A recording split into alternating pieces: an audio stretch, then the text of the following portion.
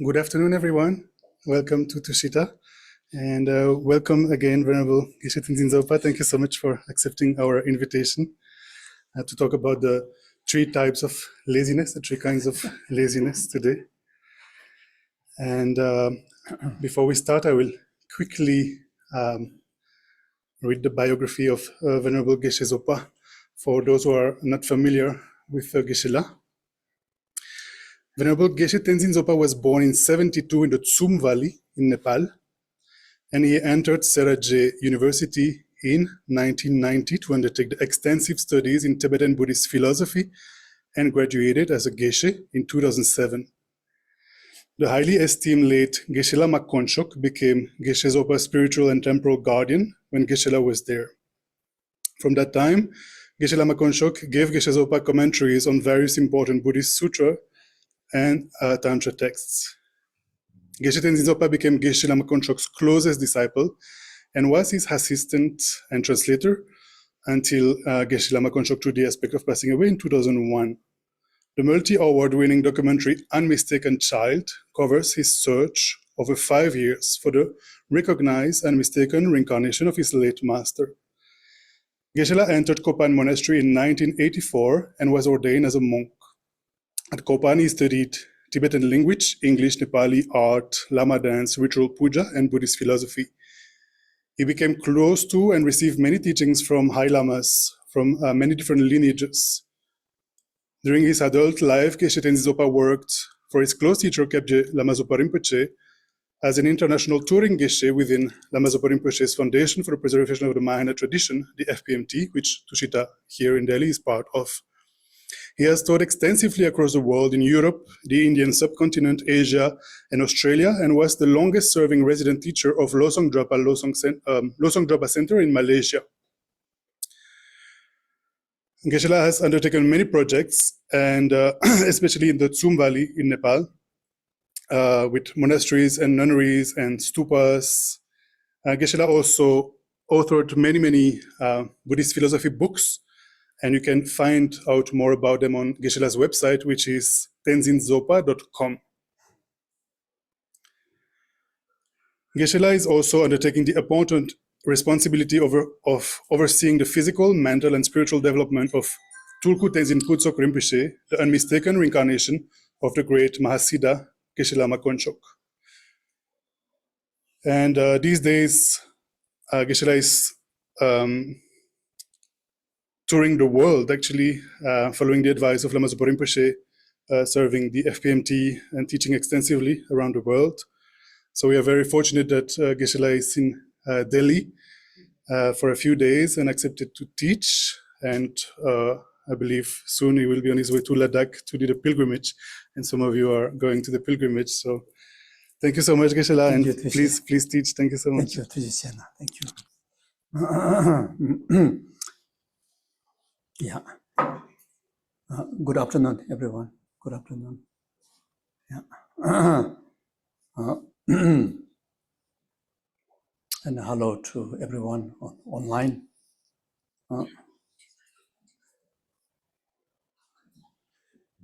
Yeah, so after many years back, privileged to come back to this place, Tushita. It is a place where a lot of blissful memories, in particularly in relation to one of the living, the Kadamba masters, like such as Lama Yeshe, Lama Zopa Rinpoche, who in fact established one of the main reasons of, I think, establishing Tushita Delhi is to be a center or be a mandala where that can express the gratitude of the express the great gratitude of the great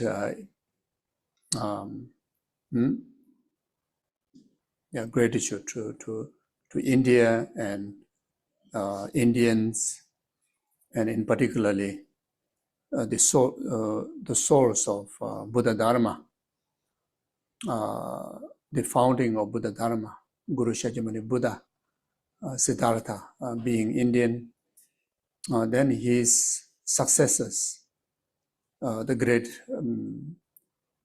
Indian Pandits, like such as the 17 great Indian Pandits, like Nagarjuna, very much came from South India,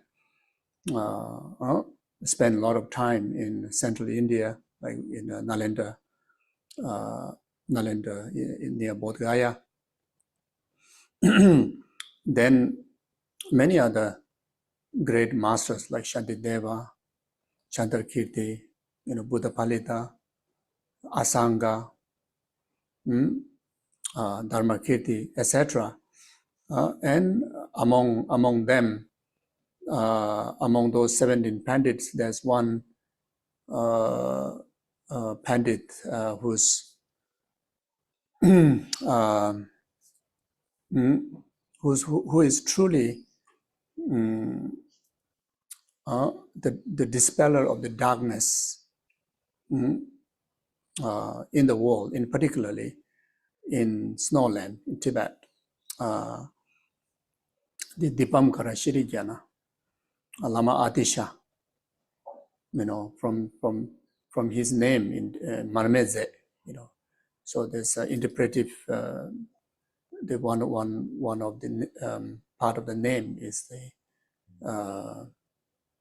light, which literally brought the light of the Dharma, that which can dispel the darkness of ignorance in the snow land, Tibet, and especially sooner or later during that period, then there's a great distractions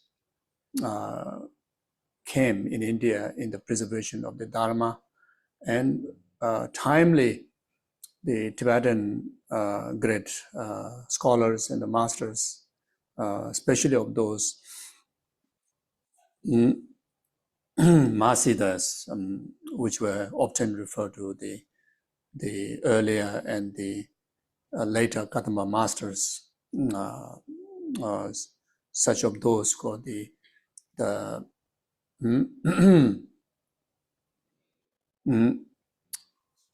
the layman practitioner, Geshe Domdamba, the true Geshe, the true guru or the teachers of the Dharma. Then there are many great Kadamba masters like Chekawa, Jengawa, Sharawa, like Langri Thangpa, then Tongme Sangbo, etc. Then later, the lineage holder of that Mahasiddhas or the Kadamba masters, like such as Lama Tsongkhapa, who came into existence in Tibet about 600 years ago. And up to today, the living Kadamba master, like His Holiness the 14th Dalai Lama, and like Lama Yeshe, Geshe Lama Sopa, they really become the keeper or the custodian of the pure Dharma lineage that came into existence in India. If this master didn't come along, the possibility that we may not have opportunity to study this extensive, profound, most beneficial Buddha's teaching or the wisdom. In fact, one of the only the direct antidote to the ignorant which we regarded, the main root cause of all the rest of the delusions, the rest of the karma, rest of the problem. All the problems of the world all the problems of individuals, how great it may be, how minor it may be, all of them very much due to the not understanding the ultimate reality, the ultimate truth of self and phenomena. And because of that, all the different sort of graspings develop, like grasping in relation to attachment, grasping in relation to aversion, ego, etc., etc. So very much without the direct antidote, the wisdom realizing ultimate truth, which only the Gautama Siddhartha have taught. No other religious foundings, no other human being have ever revealed that wisdom. And the wisdom that Siddhartha revealed also the wisdom that he utilized for his own liberation from all the limitations. Siddhartha at the beginning, no different than ourselves, is not from very beginning as someone, as ultimate liberated one. He was exactly the same as like us. Same. He even took not only this reincarnation, many previous reincarnations have taken similar body like human, like us, similar mental aggregates, emotions. And he have reincarnated many times within this southern human realm, and he have experienced all the limitations of samsara, very much like how we are going through, and he aspire for not temporary happiness, but something is lasting, true, genuine, inner peace, or totality of the happiness that is totality of free from degeneration or the limitations. And he have used this particular wisdom of emptiness to dispel or to overcome all those limitations, and he have achieved the result, which is the state of omniscient, state of perfected liberation, which in Buddhist term we call enlightenment or the Buddhahood. And not only that, this the teachings that the great Indian Pandits, as mentioned before, like Nagarjuna, etc., they too never really follow the teaching just based on faith. They always did a rigorous study, then thorough, analytical observations, and not only that, try to take those wisdom, those learning into day-to-day practice, applying onto our ordinary life, and try to, see whether really work as an antidote to overcome those unpleasant emotions, and whether it can able to overcome those negative environments, including of others' power, the life that which go on and on, cycle again and again, by the force of others' power, means by the force of karma and delusion, not having freedom at all, not having genuine control by ourselves, completely control of others' power, and which is so true in our life. There are so many things we do not wish to experience, but comes in our way, and so many things we wish to have, but is not coming in our way. So that is a proof that something is controlling, our experiences. Something is against what we want, and something is just delivering whatever those things that we do not wish to experience, and that is none other than karma, none other than karmic potential and delusions. You see, karma and delusions are the one, and and this great Indian Pandits, they too use Buddha's teaching, the Buddha's wisdom, like such as wisdom of no self, wisdom of emptiness, and great, beneficial attitude like compassion, love, etc. And they managed to overcome, and all of them, without doubt, by now is enlightened. Like, Nagarjuna is no more ordinary human being, is enlightened. But he was too, not from the beginning, is innate Buddha. He was actualized Buddhahood, through overcoming all the limitations, through the tools of the Buddha's wisdom. And similarly in Tibet, there are so many great realized beings, even up to today.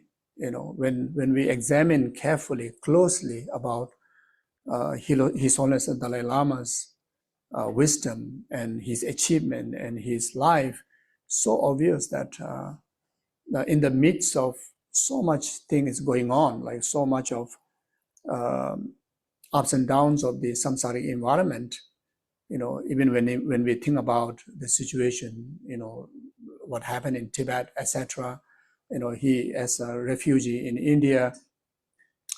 But I think if we really need to give an example of someone always smiling and always, living in absolute inner peace and able to make friends with everybody, someone who really feel one human family and have the equal, unbiased sense of unconditional love and compassion to all. That's who Dalai Lama is, and all those are. He himself claimed that this is because of the wisdom that Shakyamuni Buddha have shared, and he have utilized them. He tried to practice them. He didn't claim that I have realized them from before. He said he have been cultivating that for a long time, and before that he have studied, and he used that in day-to-day life, and it is so beneficial that himself bringing to complete transformation, and the attitude of loving kindness, compassion, bodhicitta, that really brought lasting inner peace. So therefore, now His Holiness, one of the major responsibility, of course he has so many responsibility, but he have categorized 4 major responsibilities, and one of them is to repay or very much pass back the ancient Indian wisdom to the Indians. So this particular center here have the same vision by Lama Yeshe and Lama Sopa Rinpoche, established to pay the kindness of Indian and offer back, the wisdom that came from India and very much, pass back to the Indians. So today here I see some Indians. I'm very happy to see you all. I hope I will see more and more, and especially in the middle of Delhi, and it is very quiet, isn't it? Right here, very cozy, isn't it? In fact, this place has so much of blessings. Kyabje Lama Sopa Rinpoche have stayed here, on top in the room many times. And in here got so many relics. Look at these tangas. Many of these holy objects are, blessed and consecrated by not only by His Holiness and Lama Sopa Rinpoche, Lama Yeshe, but many other great masters. They have used them, to practice and consecrate them. So it's very much like we are coming in the middle of relics, and that alone, without doubt, I think will purify our limitations and also condition us to, to be able to express our true potential, which we understood as a Buddha potential. Our true being is a Buddha being. This is what Siddhartha found. Our true being is not ignorant. Our true being is not suffering. Our true being is not polluted. Our true being is pure. Is no different than the Buddha himself.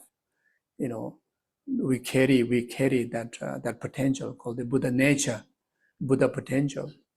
So whatever limitations that we carry is very much circumstantial, very much temporal, very much came later than our origin. So I think that is something very important for us to realize, and sometimes we're very much caught up in a very circumstantial environment where mostly it's so negative, and we start to believe that our wholeness is very much negative. Wholeness is impure. Our being is impure. Our being is only suffering, only pain. So that's not true. So I think just to have that idea, just to have that understanding that truth, can be very powerful to liberate ourselves from many bondage of that which brings, constant suffering, constant inconvenience in our life, you see. So, yeah, so wonderful to be here. Okay, so, yeah, and thank you for Nico, and also here I see some of friends and very senior, very much the founding member and great teacher, Kapilji is here. If you look for similar like Indian pandits, you will find one. That's the one.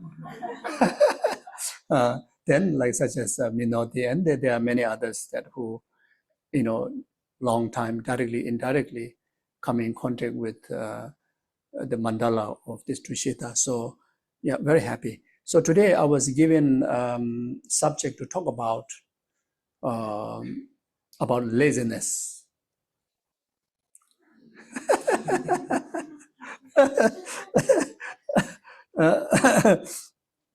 Yeah, so the reason that even after achieving this human intelligence, which is regarded one of the most intelligent among many species, many compared to helping hungry ghosts, animal, God, demigod, I think humans are the smartest, in fact. But then still, we live in confusion, we live in hallucination, we're very much caught up with, in a fabricated world, very much guide our day-to-day life, dualistically, mistakenly, by the delusional, obscure mind. And that is very much due to what? Due to laziness. It's very much due to laziness. Why Shakyamuni Buddha, Siddhartha have become Buddha, and I cannot judge about you because I really don't know. Maybe you are one of the Buddha there, Bodhisattva there, but myself, why I'm still, suffering in samsara is because of laziness. You see, why someone called as a Buddha and why someone called as a samsaric poor being is very much Buddha that, he overcome the laziness and embraced the quality of enthusiasm and diligence. He managed to overcome all the limitations and become Buddha. And here at the contrast to that, very much like myself, is completely, nothing other, just simply due to laziness because of that. And also all the sufferings, all the sufferings of the world that we experience, physical suffering, environmental suffering, emotional suffering, suffering in relation to, in relationships, in relation to anything. It's very much all due to the, due to the laziness. Due to laziness. It's because of that. Why we don't have a wisdom equal to Buddha? Because of laziness. Why we don't have a concentration equal to Buddha? Because of laziness. Why we don't have a perfect ethics? Because of laziness. Why we have so much ego? Because of laziness.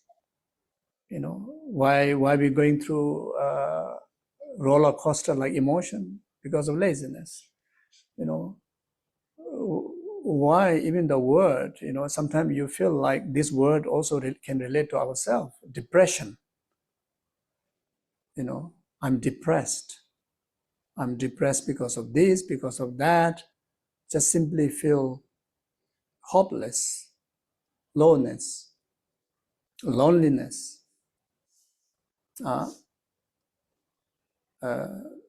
All these are due to laziness, I would say.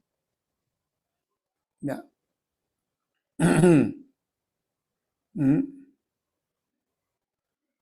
So yeah, so there are three type of laziness. The first one, I don't know exactly how, whether the translations are correct. My English, poor English. So I think first one is, I think lethargy, isn't it? It's very much dull mind, very much like the state of our energy in like kind of like in sleep, very low energy, physically, mentally, is completely empty of inspirations.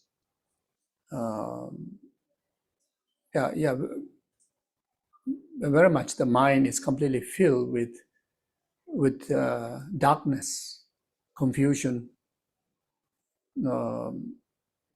like very much, right in the absolute darkness, lowness. So then, second one is the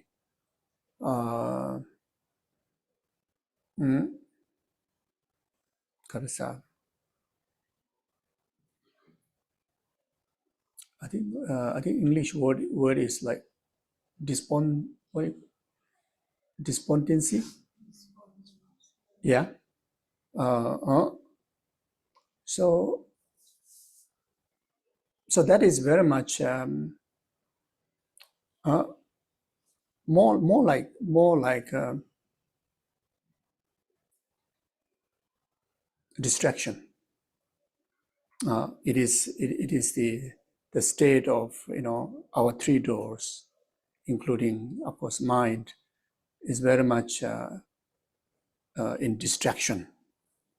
So that also called laziness, even though physically, mentally, it seems very active, but active in wrong activities, active busyness in wrong or meaningless, essenceless doings.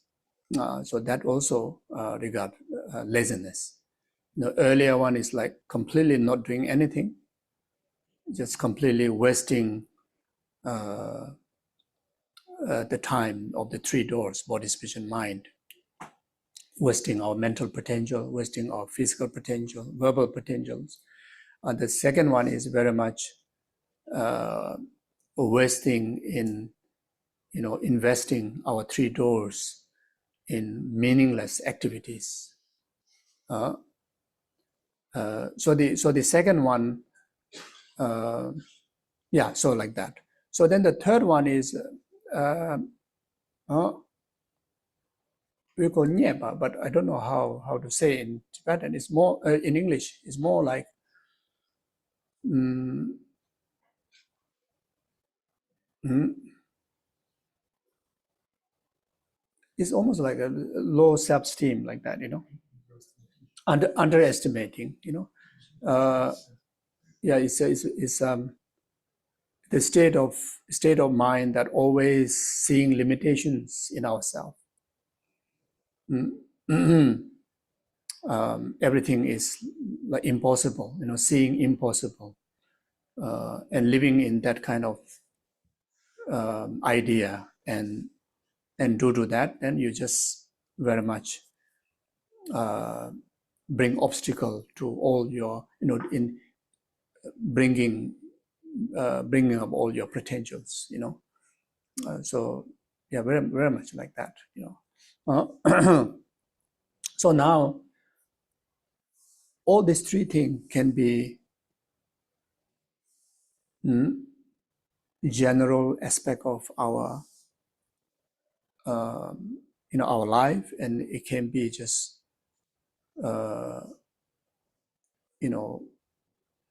yeah, limitations or obstacles or negativities that which is also obstacle for our our general well-being. If you have any of these three kind of mindsets, naturally, it will obstacle for success, even pursuing some success in work, success in relationship, success in like being, beneficial to the society, or at least be, beneficial to yourself. Having this any of these three kind of mindset can cause a major obstacle. But now here today, our focus is about in relation to the spiritual benefit, in particularly as a Buddhist monk. So this topic I need to, discuss in relation to spiritual practice, Dharma practice. And I'm coming from the Mahayanic tradition, the Tibetan Buddhist tradition, which is based on the Mahayanic principle. And the topic I think I should discuss based on that. So in relation to the Mahayanic practice, or first of all, Mahayana very much simply meaning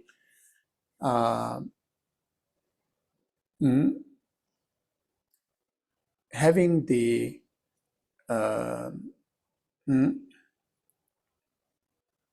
motivation of your spiritual practice is for the benefit of limitless sentient beings, not just for your own liberation.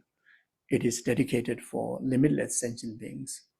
So through this motivation, then lead to a cultivations of altruistic wisdom and altruistic attitude, like such as bodhicitta, which is the result of great compassion and great love, and then wisdom of emptiness. Then ultimate result of that is to achieve state of full enlightenment, and that also for the benefit of numberless sentient beings enlightenment. So that is the very much the Mahayanic, the principle of the Mahayanic path. So now, in relation to the first laziness, being, having a dull mind,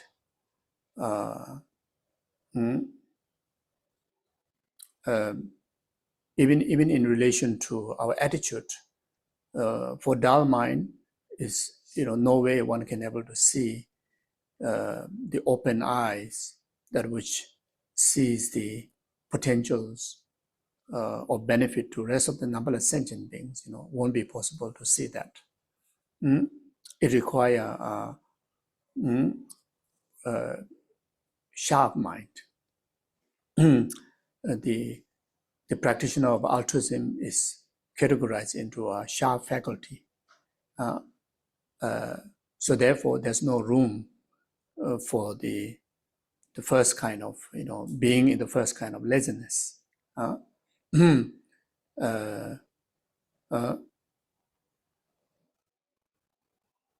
The amount of time that we need to invest into the practice is far more greater than any other practices. Even in Buddhist practice, the Bodhisattvas, living in the Bodhisattva's way of life, the practice and commitments are very advanced and vast. It requires, full enthusiasmness and great sense of diligence. That also sustainable diligence, not just occasionally. You see, so without the courageous and enthusiastic mind, one able to, manage to deal with the responsibility of developing, great compassion. In order to develop great compassion, one need to see the relative truth about the whole world of the whole world of the sentient being, whole sentient being. Just seeing limitations of the relative truth about one's own limitations of the suffering world, that itself is, require a great hard work, great focus, and no question about able to, see clearly the limitations of entire humanity, entire 6 realms of sentient being. Just think about human realm. Is a vast. Then when we think about the animal realm, that's even greater. Then goes to hell realm, spirit realm, even much greater. So without learning, first of all, without learning about the relative truth about the world of sentient being, there's no basis that we can develop great compassion. So, not pursuing day and night, in this short human lifespan, not pursuing day and night to learn about the relative truth about the world, about the sentient being, we will miss the opportunity to actualize this great human potential, which in fact carries not only to develop bodhicitta, a great compassion, but even can be enlightened. So therefore, no room for us to,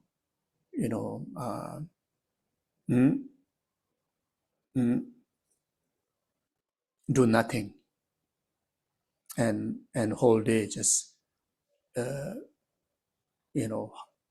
just completely, close up your mind and stay, as if like sleeping, as if like sleeping from all the awareness, all the awareness and all the virtues, all the wisdoms. Even one moment, even 1 minute is so precious. The human life, while having this potential, and even though I have this potential, but the human life understood lies in the nature of impermanent, not a permanent life. And that is very obvious to all of us, isn't it? To many human beings, we thought that they will be living today, but they are no more. We also saw that we believe that older people will die before than the younger one, but there are so many little ones dies also before the older one. But then at the same time, in the history of the human world, which is so easy for us to learn, so many powerful beings, some are like so-called king, some are called so-called general, some surrounded with so many of protections, but no one is living. Everyone died. Only their portrait pictures are available. All of them gone. And no question about like ourselves in this human fragile life. Is very, very obvious. Death is certain. Time of death is uncertain. And there are more causes and conditions of causing life than protecting life. You see? So in the midst of that reality, if we don't stay awake from the sleep, stay awake from this darkness of ignorance, stay awake from this lethargy kind of like a state of mind, it will be great loss. You see, it will be great loss. So therefore, the yogics,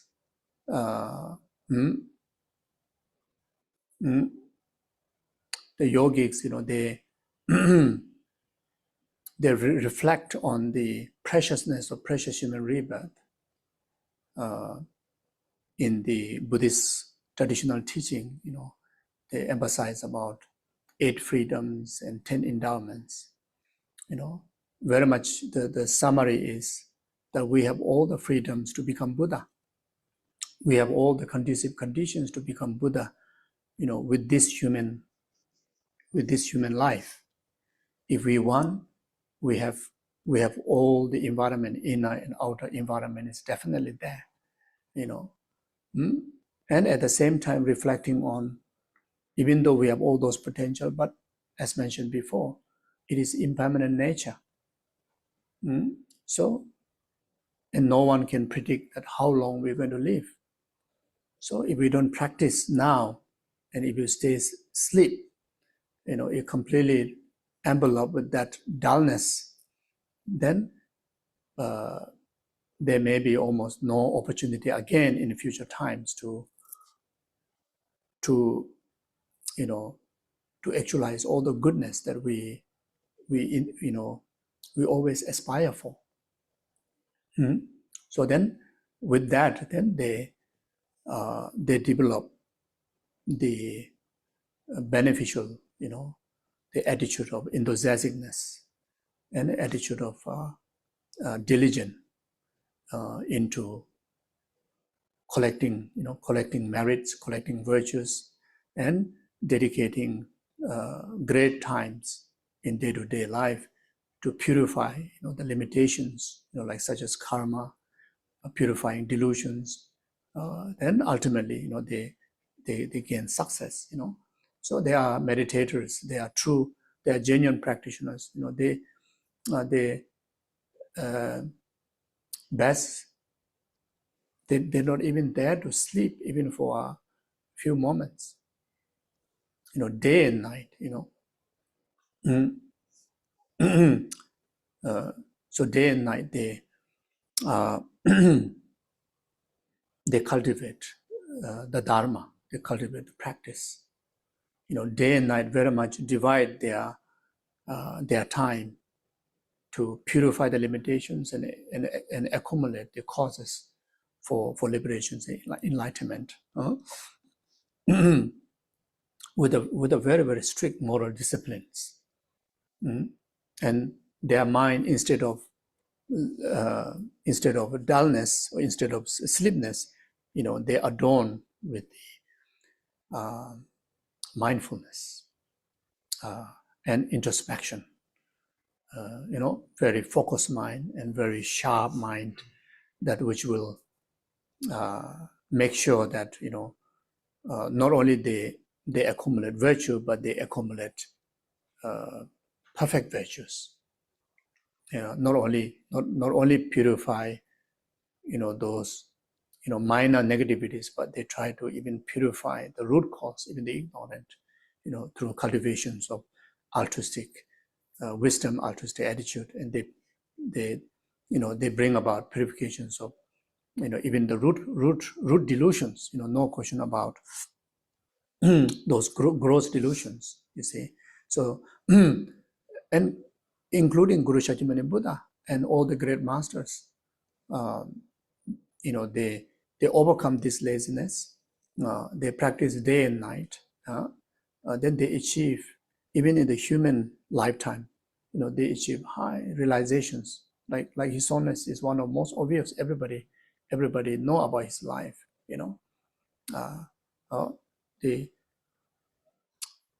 The sustainable inner peace is one of a high quality of spiritual practice, and that quality won't just come in your way without overcoming those limitations and without accumulating a lot of merits and a lot of repeated training onto the path. It's not easy.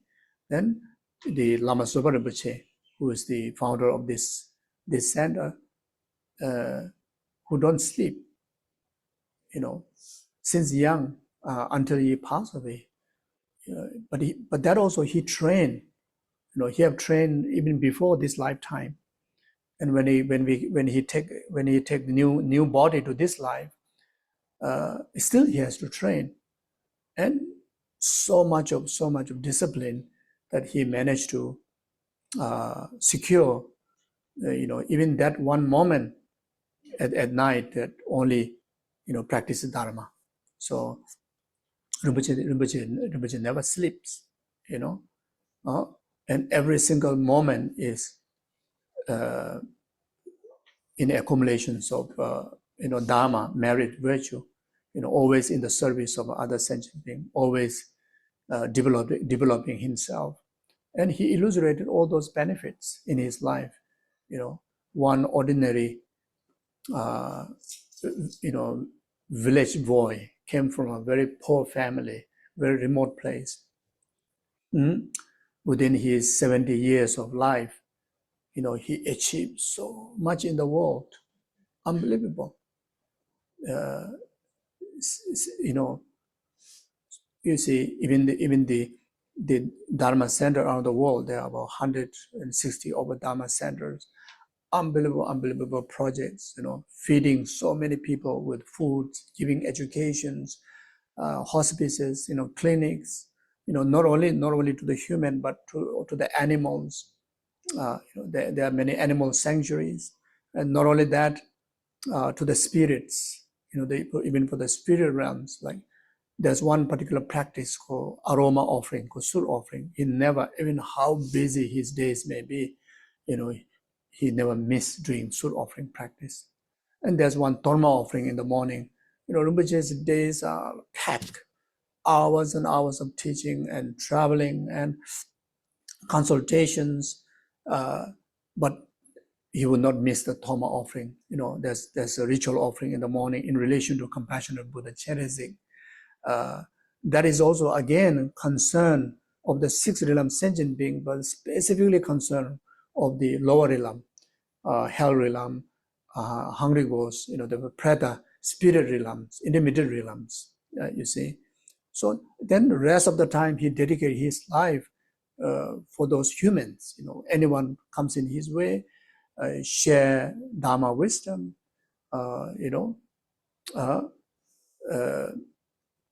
expressed, embodying the qualities of selfless love and compassion to anybody. Just by being with him just for a moment, you are transformed. Your heart is warm.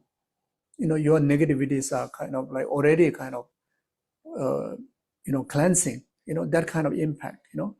I'm sure your individual may have experience with some other practitioners. Not necessarily has to come from Buddhist practice. Yeah. Can be from other religions, can be even from a free thinker, but someone who carries the tools of mindfulness and introspection to be within those values of genuine sense of love, genuine sense of compassion, genuine sense of cultivations of inner peace. When we happen to meet them, when we happen to be around them, it's like you just purified, you just transform, it just heals you. So So all this comes from mindfulness, and for laziness, there's no room for mindfulness. For laziness, I'm talking about the first one, there's no room for alertness. It's a sleeping, always sleeping, and sleeping also, not just ordinary sleeping, just knock off is okay, but sleeping with so much heaviness, so much of tiredness. Sometimes we go through that. It's just don't know what's going on, but just feel mind is so tired, so negative. It's just everything you see false. Everything is like don't want.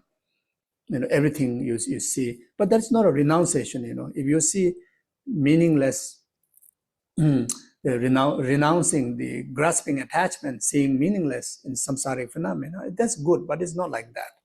It is just simply is how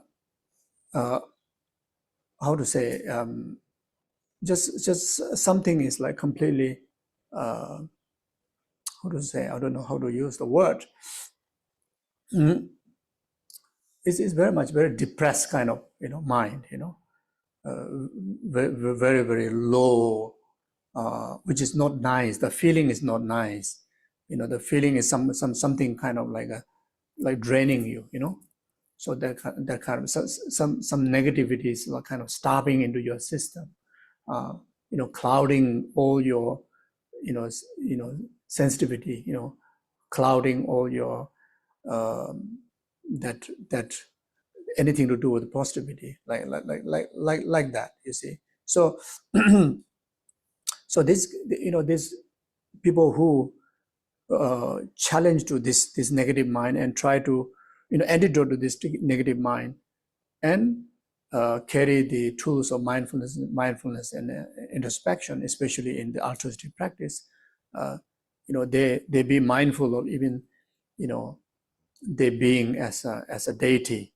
There are such practice. You see, carrying that called divine recognition, the self as a deity. But there's, in order to arrive at that stage, require diligent,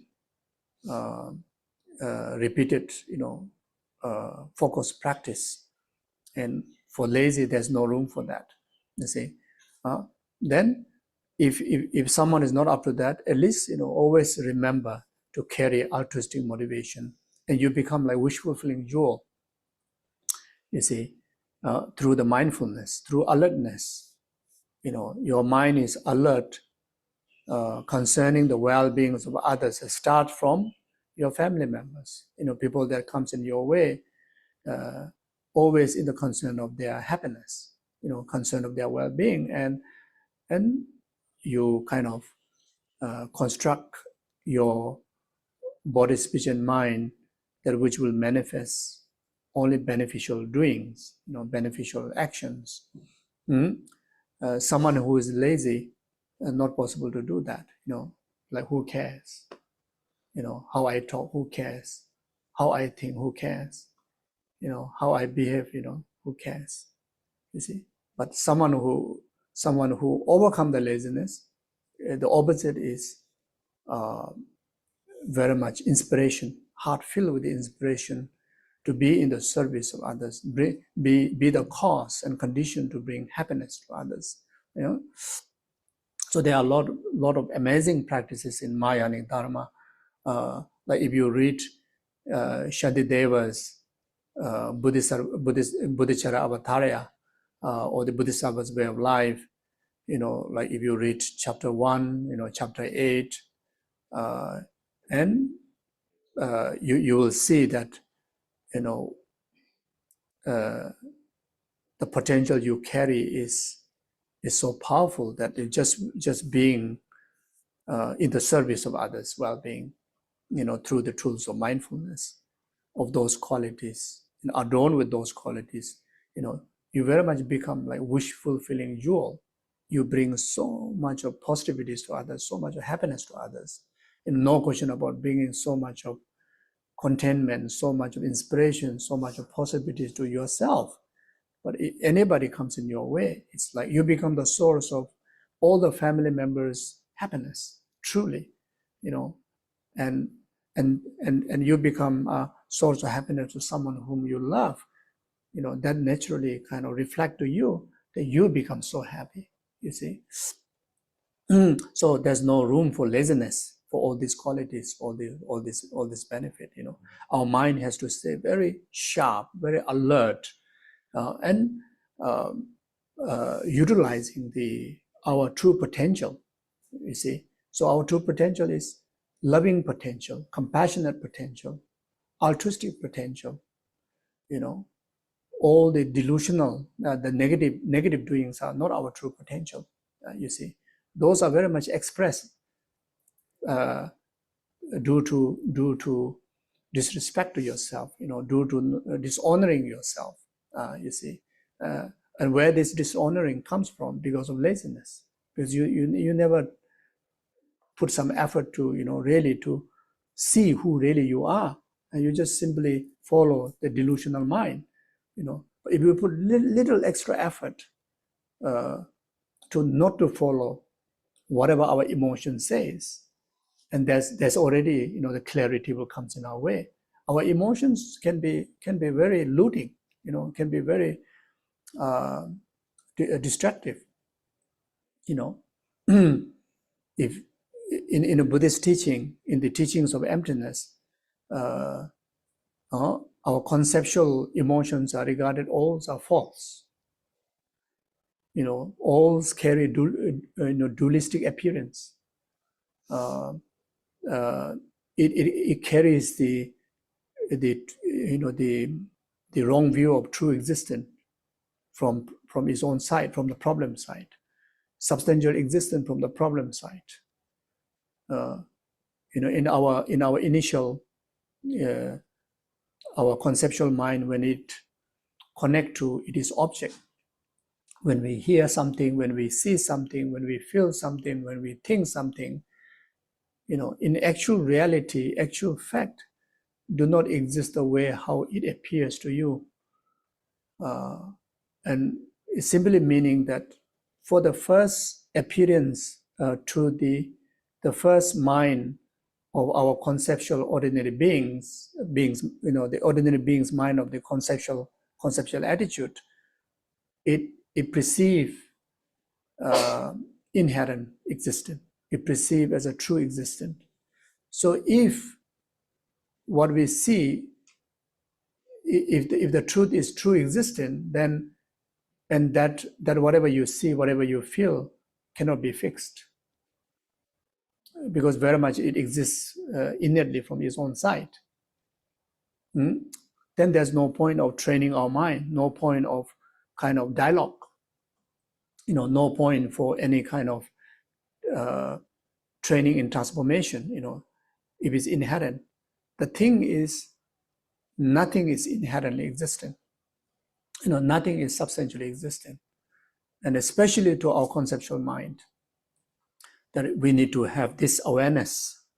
With that, we can able to pause to our first experiences to any object, especially to our emotion, that will kind of like distill, at least like have a moment to analyze. And with that, we won't be kind of put into a trap. We will be not trapped by ignorance. We will be not trapped by the different delusions, like anger, like attachment, ego. You see, so very much the sufferings comes from because of ego. The ego is a deluded mind. Sufferings and problems comes in our life due to ignorance. Ignorance is the deluded mind. That's so obvious, isn't it? Like so much of suffering comes in our way because of anger, impatience, anger. And anger is a deluded mind. And so much of suffering in our life experienced due to attachment grasping. And attachment is delusion, and a conceptual mind, it apprehend to the wrong object and grasp on the basis of the whatever way how it apprehend as inherently existent. And the grasping, the delusional mind, like such as anger, attachment, hold on to it. And that's the where the samsara, or the suffering of change, including suffering of pain, comes in our way, you see. So we need so much of diligent, heart of diligence in learning Dharma, in learning about emptiness, learning about these beneficial attitudes. That's the way that then we will realize the wisdom of learning of the Dharma. Even we realize the wisdom of learning on the emptiness, our conceptual obstacles and pain that introduced by our conceptual mind will be very much limit. Then gradually it will, the more you intensify the wisdom of emptiness, like through analysis, through meditation, then eventually, your system will be completely changed from ignorance to the wisdom, from anger to the patience, from attachment to the detachment, satisfaction, so very much the whole of your system becomes so harmonious with all the virtues, you see. So therefore, the laziness is one of the big enemy that which comes not from outside, but very much comes within. By again, this laziness also created by our conceptual hallucinations, you see. So therefore, for Dharma practice, there's no room for laziness at all. Even for our ordinary life, as I mentioned before, if you want to be happy, where got room for laziness? You see, if you want to be happy, you need to work hard, isn't it? You need to like from very morning, you need to get up and do exercise and make nice breakfast and with a fresh mind go to work, then socialize, come back, have a nice dinner, nice family time, then you will surely have a good sleep, isn't it? But with laziness, no, I mean, you never wake up, but at the same time, you never sleep, isn't it? Even with this first laziness, you never wake up, you never awake, but at the same time, you never really get to sleep. It's very miserable, to just like, how to say, yeah, that first one.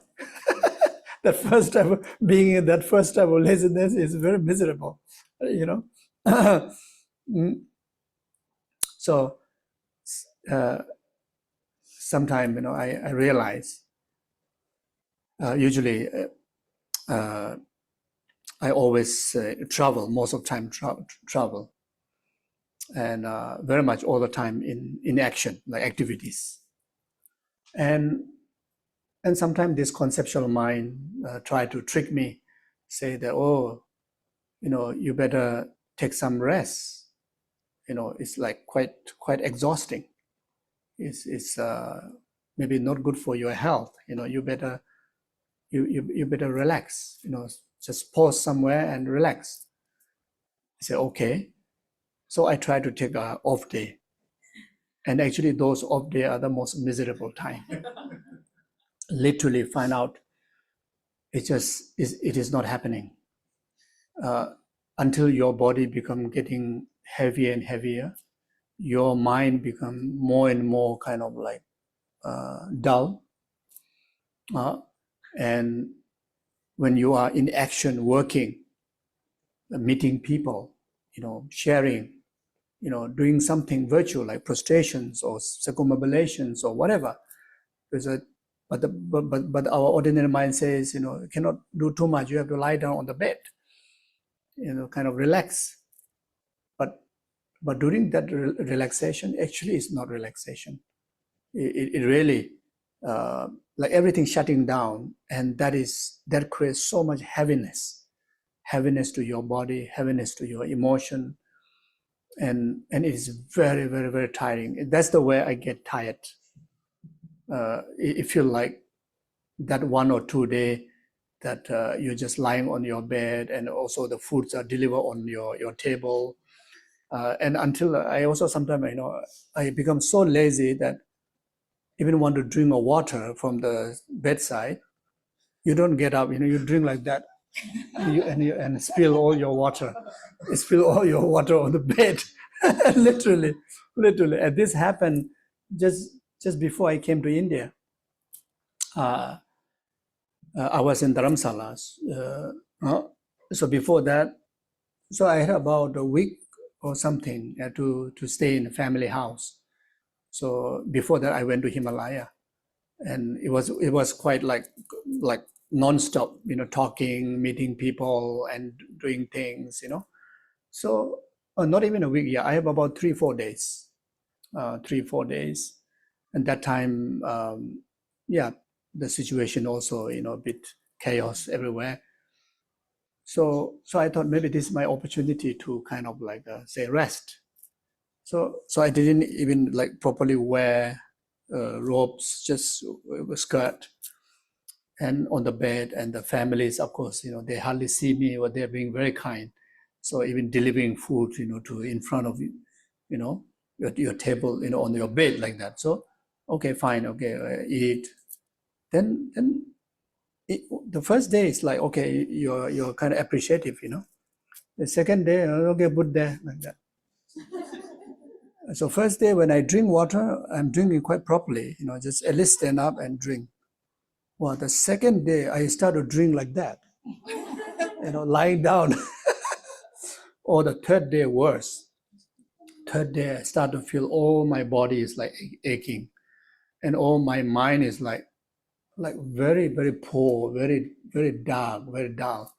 So that's the way I say, I'm coming. So, we had a course, retreat course in Dharamsala. I canceled first. Okay, better relax. After that, no, I'm coming. Okay, they just canceled. You say you cancel everything, so cancel the ticket. But now they have rebooked the ticket. So when I came and we start the first 1 or 2 days was also a bit tiring because not doing anything. The moment the course start, wow, so fresh.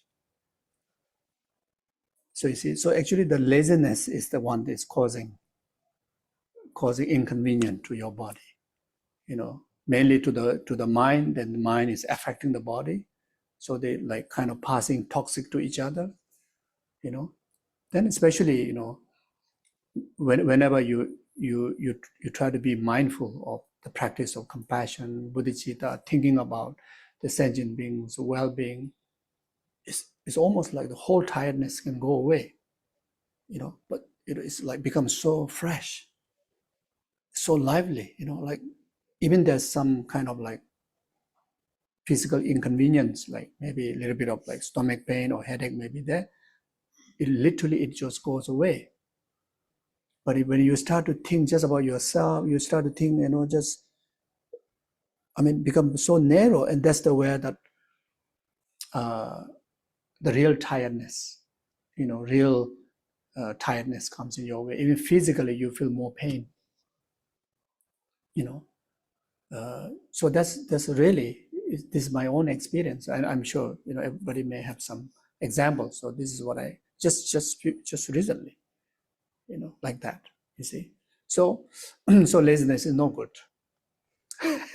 Laziness is no good. So your mind, especially if you're able to fill your mind with altruistic kind of attitude, at least in aspiration, think big, think openly, think beyond, just one person's purpose, especially your purpose, especially I, one person's purpose, you see. Even in the comparison of concerning the well-being of many others and concerning the well-being of just oneself, concerning well-being just oneself also comes in the category of laziness. It comes in the category of laziness. It is because of dull mind. Your mind is not able to, really able to manifest the full potential. You are still in the darkness, you see. So really the healing is really literally taking place when the moment your mind opens,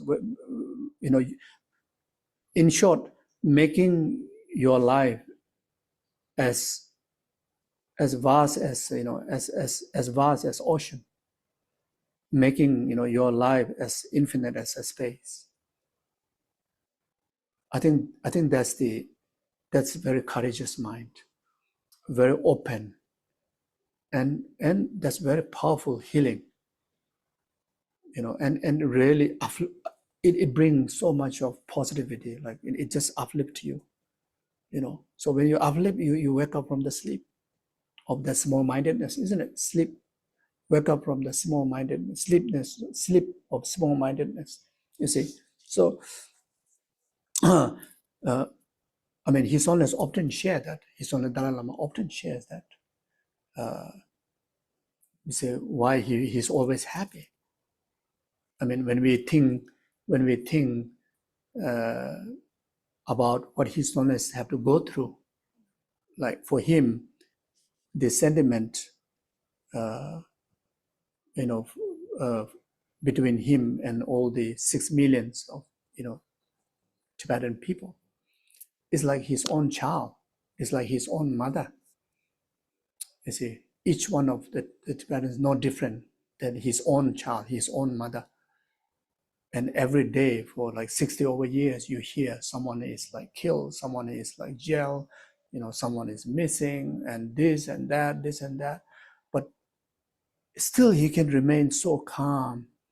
But calm is like not ignorant, but he becomes so powerful, also conditioning to protect them, bring awareness and bring so much of protection.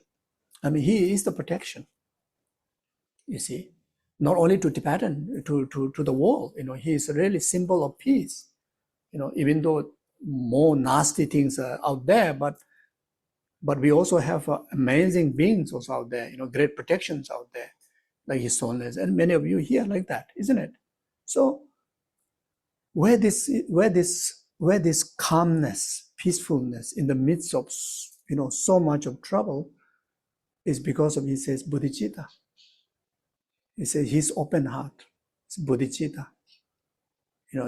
This is the where the strength comes from. This is the where that he becomes so wise. You see, he always say, "I'm one simple human being. I'm one ordinary monk." The disciple of Shakyamuni Buddha. He don't even kind of see any specialness of that title of His Holiness the Dalai Lama. But he says the main quality comes from that openness, that bodhicitta heart, great compassionate heart, you see. So, but then sometimes we may say, okay, maybe like him can do, like His Holiness can do, but how about us? I say, we need something, our level, isn't it? You see. So I'm sure everyone may have an experience of the understanding of differentiation between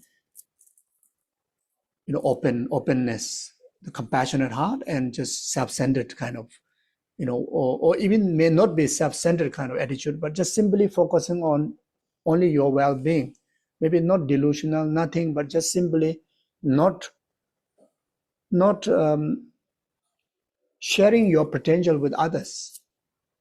And the example I will just share just now, it just simply just close, very, very much shut down, all the lights, basically it's like that, And until I experienced, within those 3 days, I don't want to open the window, even though it's such a beautiful sunny day outside. It's just close up everything, like windows are closed, window curtains are closed, and my physical kind of like very much like envelope inside the blanket. Then slowly my mind is closing down, you see. So since my mind is closing down, now when I open the blanket, I feel the day is not so nice day. So even sunny day, but when I look outside, you have complained. It's why too sunny?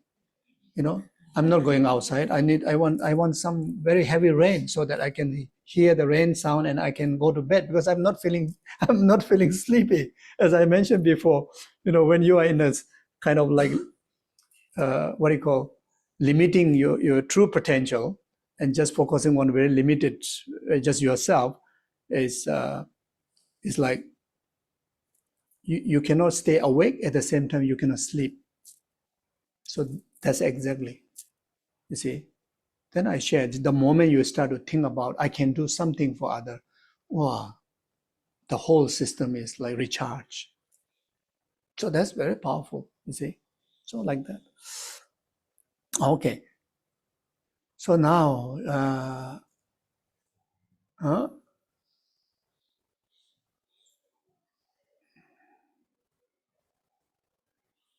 the second, the laziness.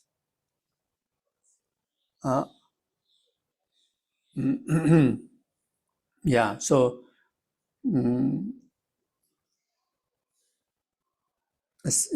so anyway, the antidote now. What is the antidote for this laziness? In accordance with the Dharma teaching, what Buddha have shared is for us to reflect on the preciousness of human life.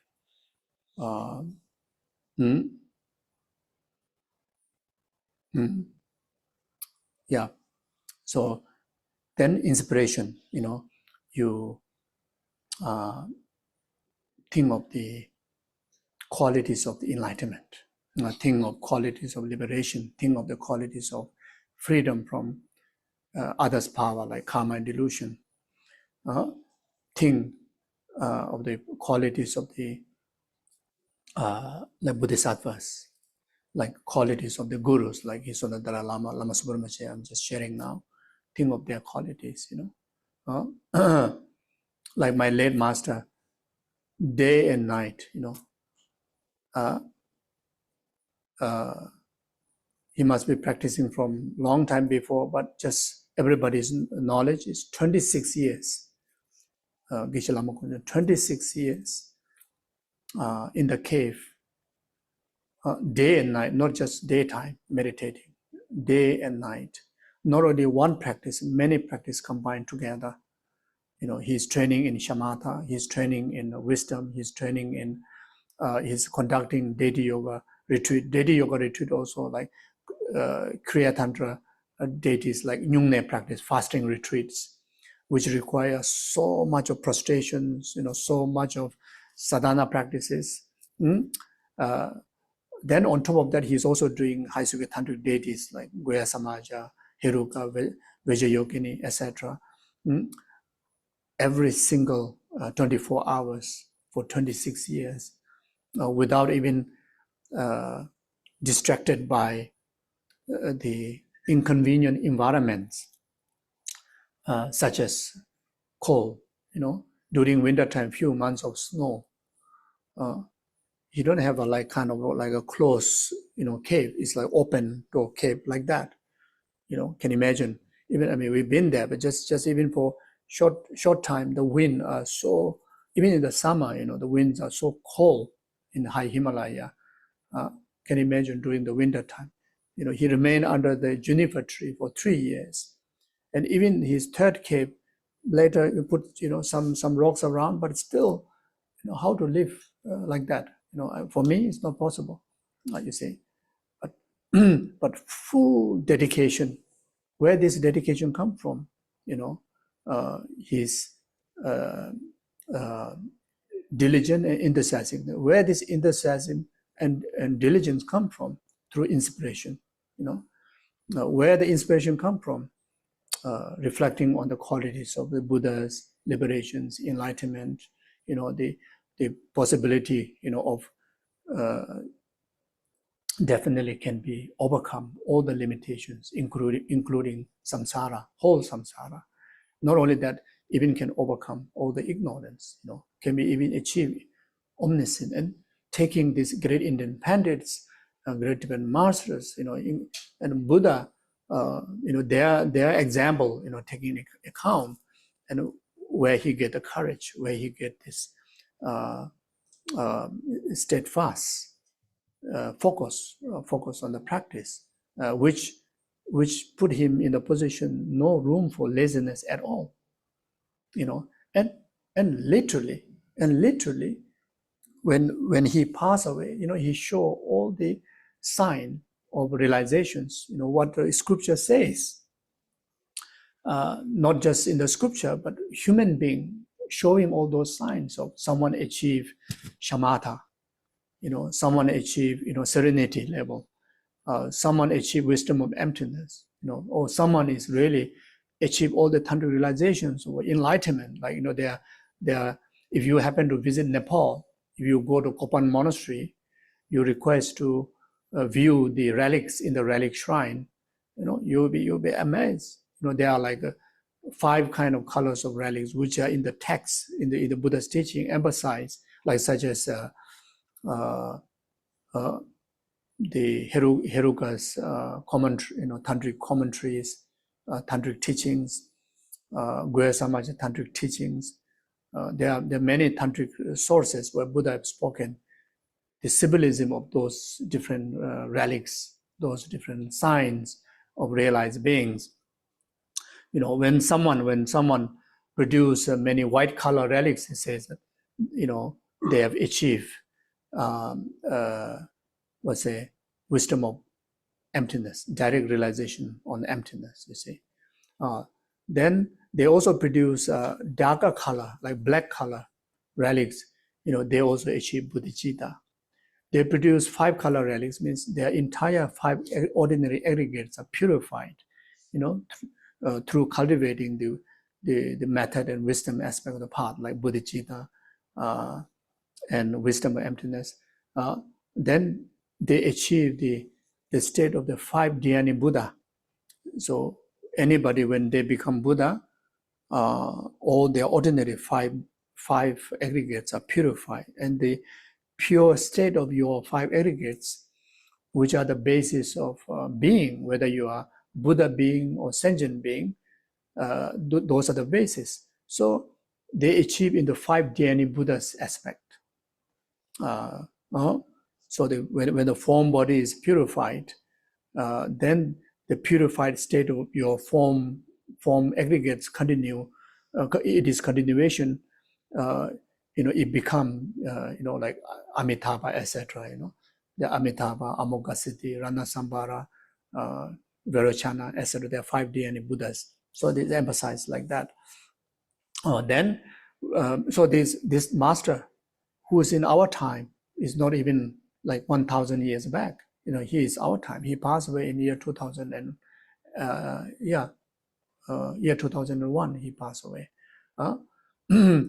and he produced all the 5 relics.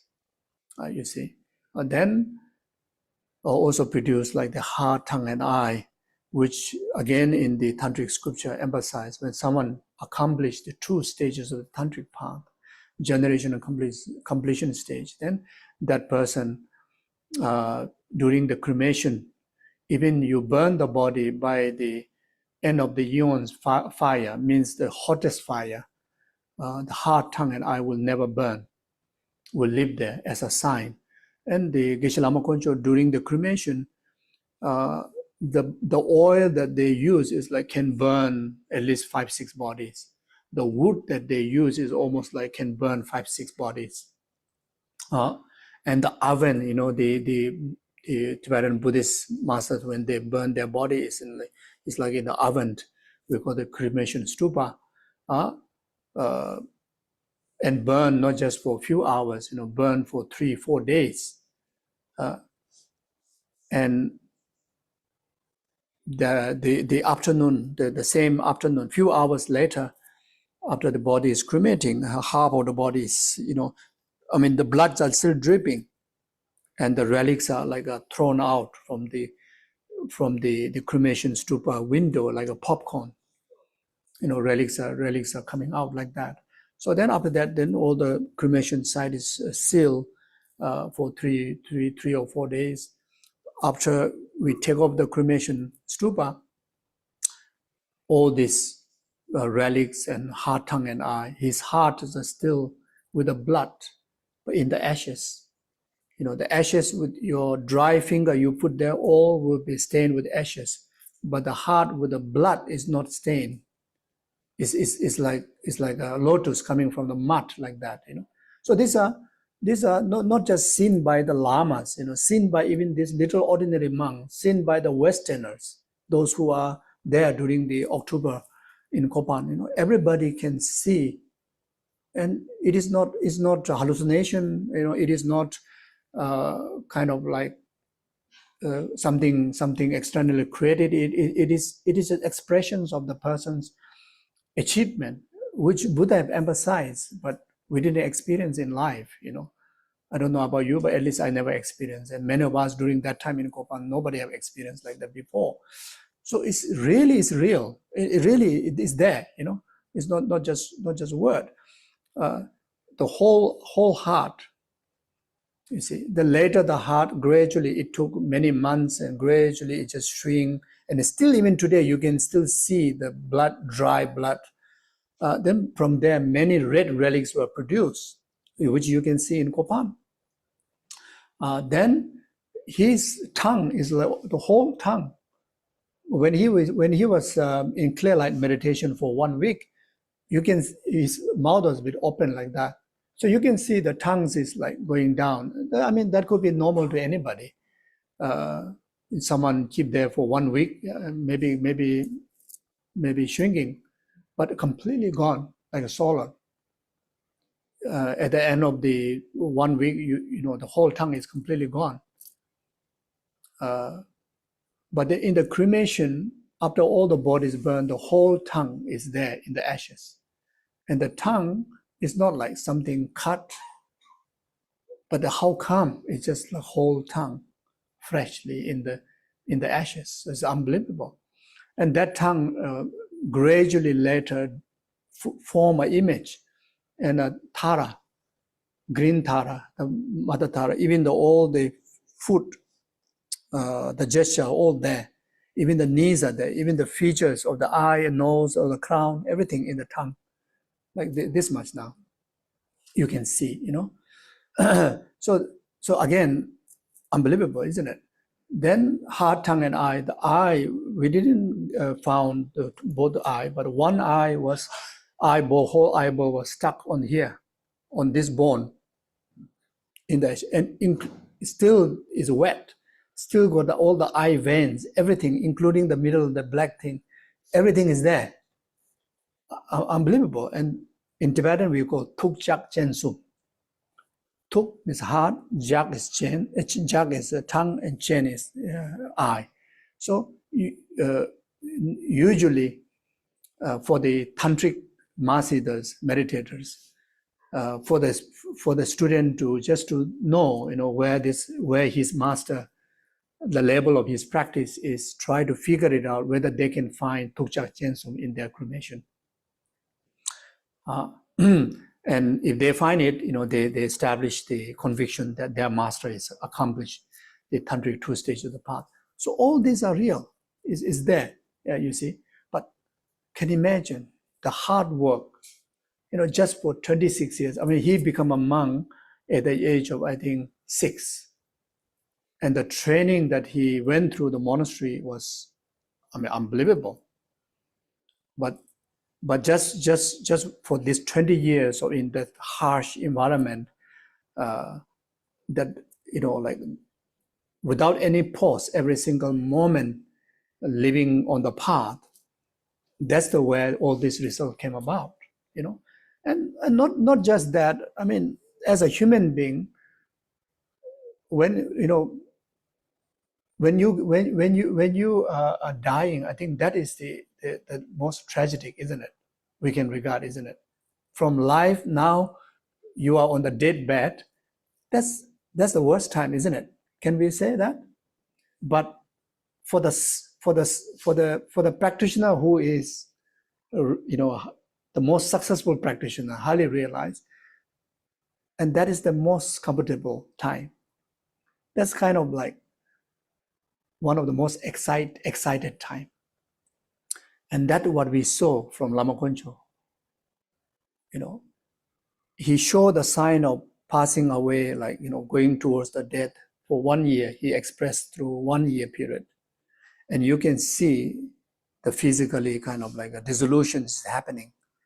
But you can see every single day is getting more and more joyous, more and more smiling, Even just the day before he passed away, the moment before he passed away, he's so alert, and it's like I'm just going to go and get a new body, because my body is like 84 years old, and as if like that, he's not going anywhere, he just go to the wardrobe and get a new dress, and we're going to come out, like very much like that, So, but the confidence and the peacefulness, the joyfulness, and even the little kids, the monks and nuns, they experience, after someone passed away, who would dare to stay around the dead body, isn't it?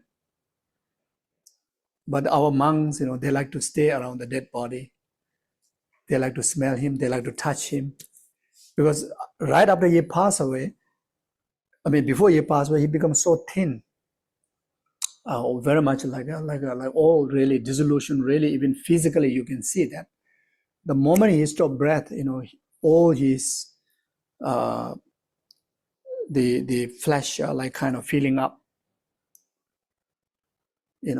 and all his hand, the skins fill up, like what you call the hand become very smooth, and so smooth, it's like the smoothest baby's hand. And the little monks like to touch because it's like more smoother than their hand, like that. It's so smooth. And he practiced this one tantric deity, Vajrayogini. From here, the red color start to manifest.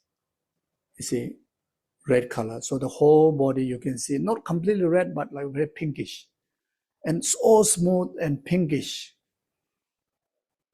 It's like whole body is like unbelievable. And he's not in the box. He was passed away in the veranda where there's only got a roof, but there's not even a window around. And for 1 week, and the moment he passed away, you start to smell sandalwood, perfume smell. You see, usually people pass away, a few days later, you start to smell a dead body smell, Even on the 7th day, like people like wear so much of fragrance, nice fragrance. And the moment he stopped his meditation, there's a ritual to perform to stop his. We recite the Guya Samaja root tantra, Guya Samaja root tantric text. So normally when reciting that, there's one section very much through even the text, it says like now you are like invited to the celestial, means the Guya Samaja's celestial realm. Exactly. This is, I think, what happened with our late Geshe Lama Subrahmanyam when he was in meditation, and the tantric monks and so many senior practitioners were outside. I was there also, and doing the Guya Samaja, the tantric root text, and exactly on that section, the attendant start to smell the body, the consciousness right there when. So in Lama Konchok's case, exactly, it's like a balloon poked by the needle like that, conclude in dead body. So it's amazing. So the point here, I try to stay with this topic because of overcome the laziness. Okay, I think we need to take a break. You like to take a break? About half an hour. I think they got tea or something like that. Then, 5 o'clock we come back. It's about 20 minutes. Thank you.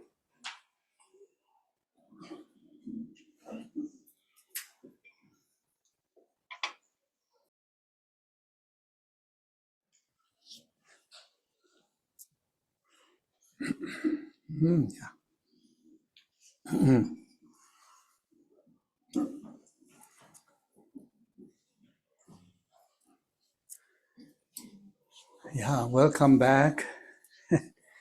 You have any questions? Anything to share? Anything to discuss? Please feel free to ask anything if you like to say anything. Otherwise, I will talk.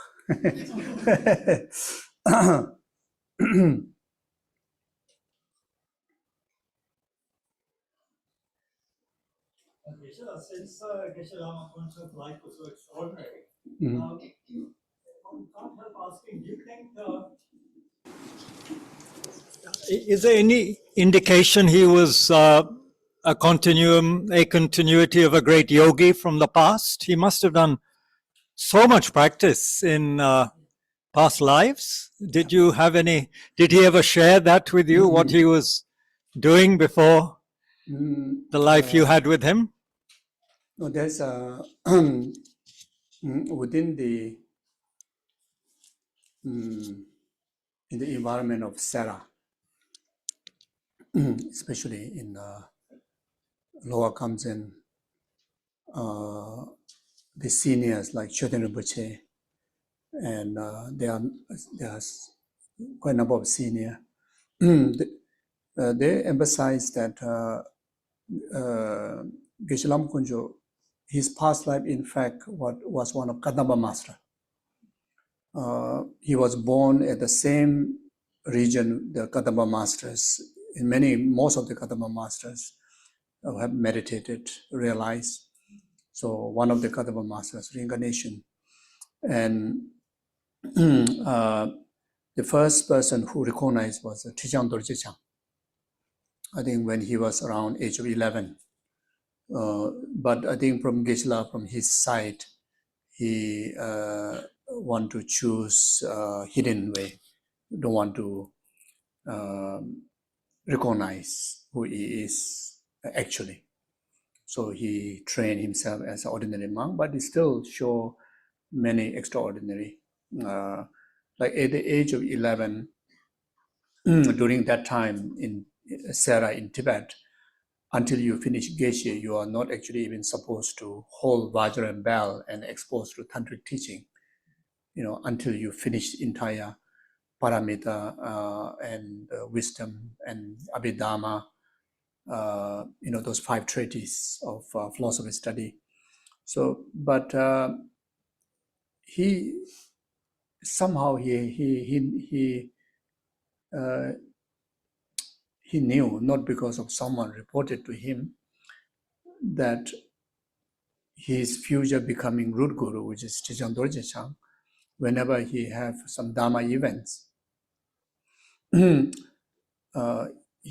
knew, and he ran away from monastery to receive those teachings. And his first teaching was actually, in fact, Heruka and Vajrayogini.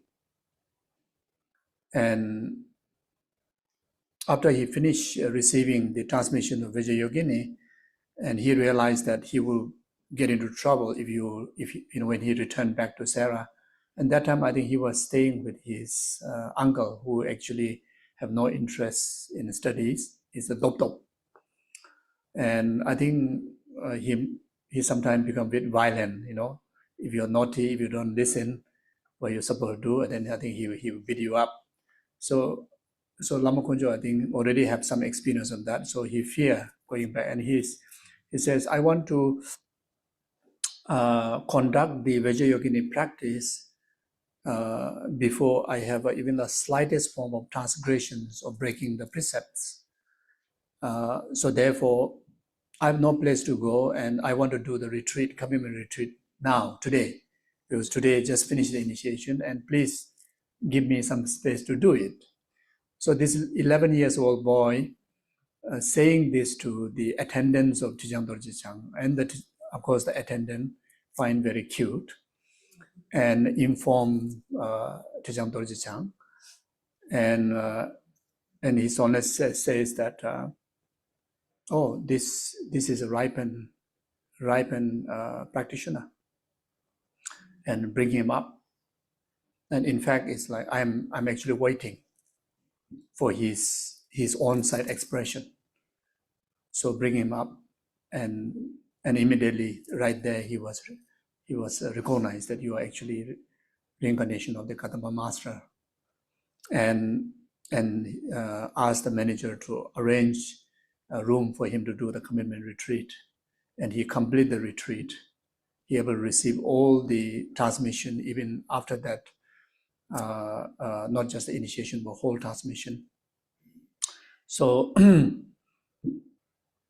yeah, so since then, until his last breath, he didn't miss Vajrayogini sub-initiation even a day.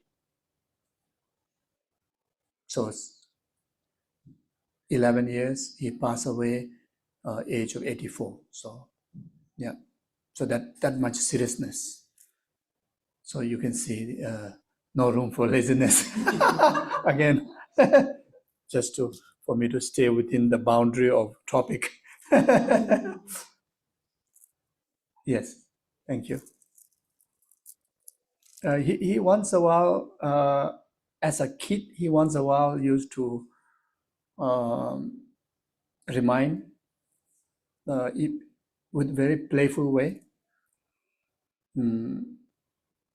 Sometimes we become so naughty, isn't it? So then he kind of like remind you, okay, the person with you talking about himself is not the one who you know. And he tried to kind of indirectly kind of telling the little kids, he will never tell to anybody else. So a few times in that way he kind of revealed roughly, but mainly I hear this from he was a ex-abbot of Samdeling Monastery, the Tibetan monastery in Nepal. He's from Lower Kamchen. I think they must be same class in Sera. So again, Khensu Champa said, and so he mentioned many times. And also the Sera Jey's ex-Khensu Rinpoche Champa Tekchok were very close. When I was in Sera, so Khensu Champa Tekchok also mentioned quite a number of rounds and all some of the extraordinary beings. So his name, I mean, what we know is called Lama Konchok, meaning the Lama refuge. Means, but actually this is his nickname, not his real name. His name is Losang Phuntsok. This nickname was given by the senior classmates in Sera. So when he go to debate, he become like a lion. He's got a big size body, and also I think he just become a different person. He's very, very rough. Right after the debate is finished, it's like maybe he's the humblest.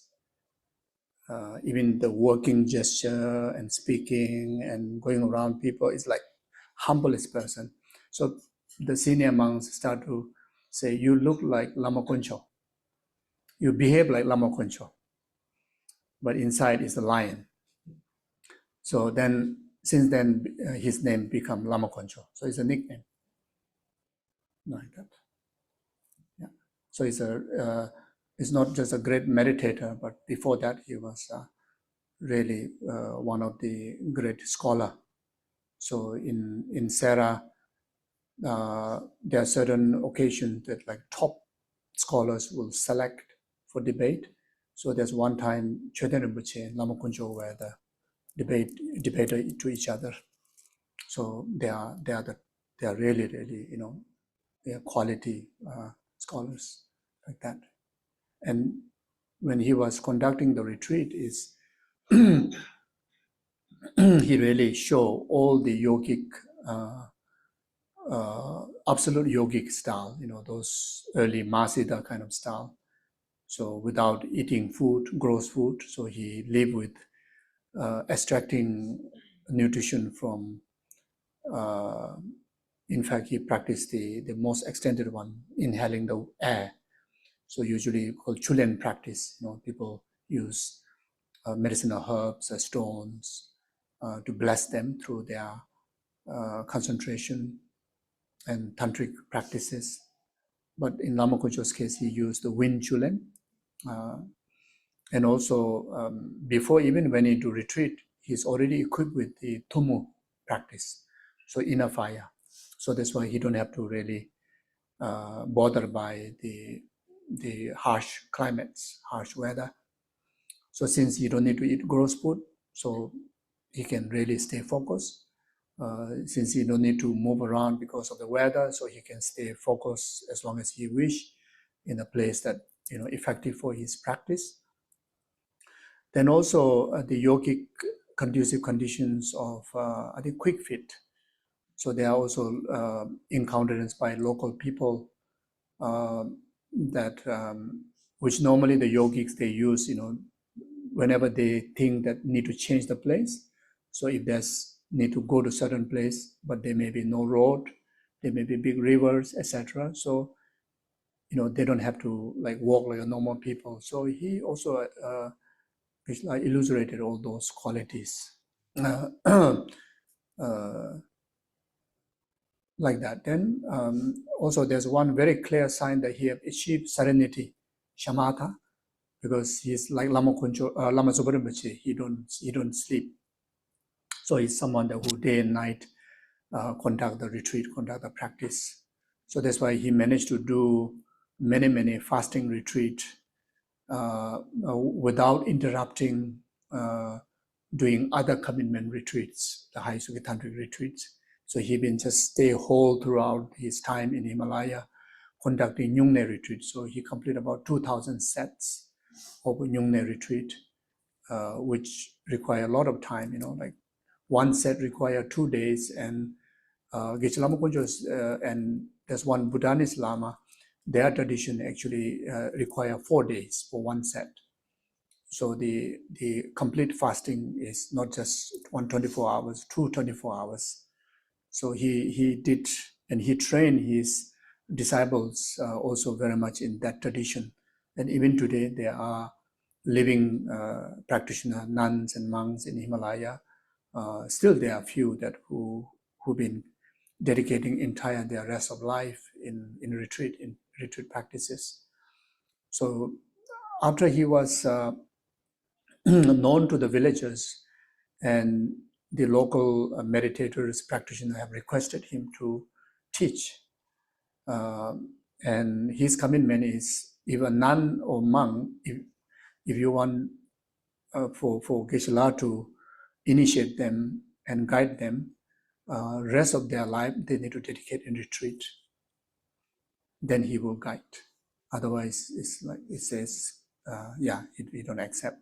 As a lay person, lay practitioner, the minimum commitment is for 8 years. Cannot go back home. Has to stay around his hermitage. His saying is, if you really want to taste the taste of Dharma, taste of realization, minimum 8 years, that full time. So initially, there's about 8 disciples able to commit, mixture of monks and nuns and lay practitioner, and they're still two. One of them is actually my older auntie. She's nun, so one of them was her, and that's the time that they experienced that his practice is like 24 hours, that no need to go to sleep, no need to eat. So he started to eat after very much to the end of his solitude retreat, or end of this guiding these 8 disciples.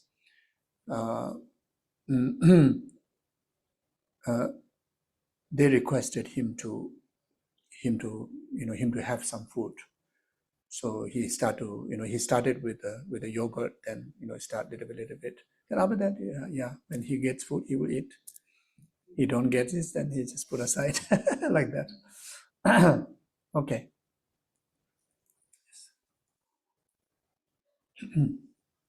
Geshe-la, if I may ask, if it's not very personal, I have read that you, as a child, you would go to this cave and spend time with Lama Konchok.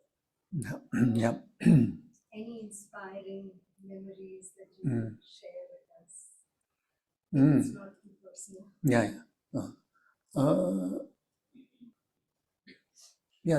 That time, maybe by age of 2, 3, 4, 5, 6, maybe during that age. So not really much about the Dharma inspiration, which I have no idea.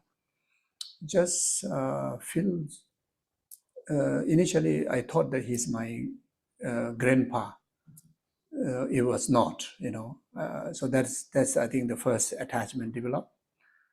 And secondly, my childhood at the family is very tough.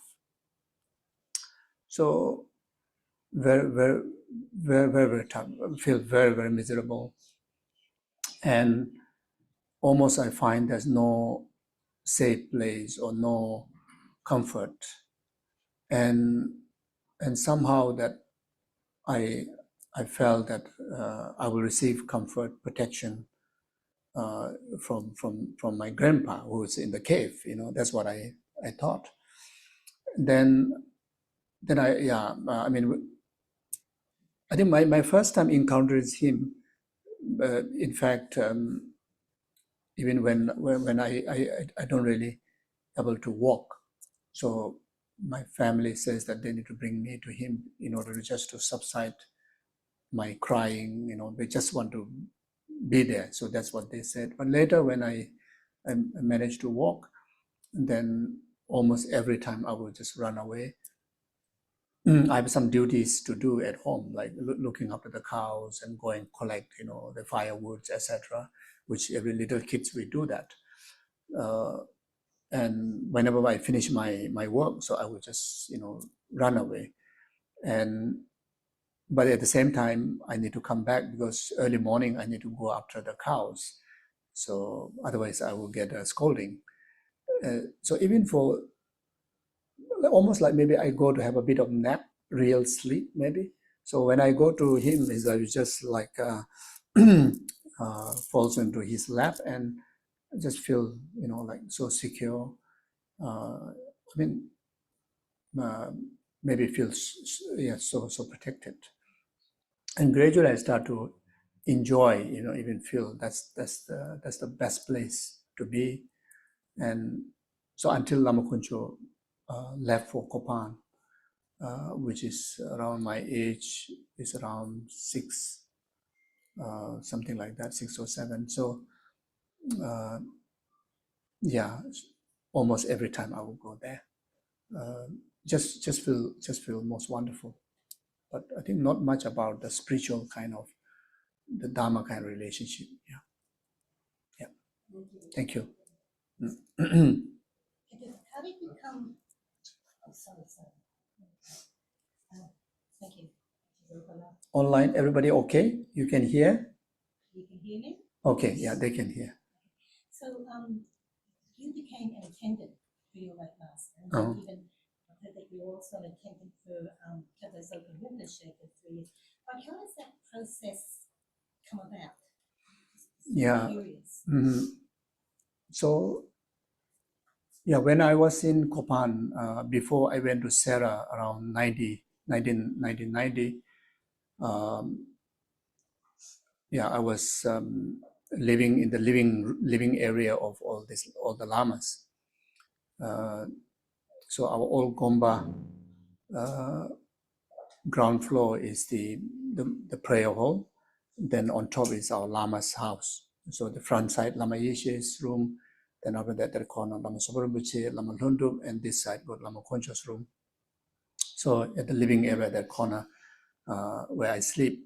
So my main duty is to do all the sweeping the floor and doing water bowl offerings to all the lamas' rooms and help the cook in the kitchen to,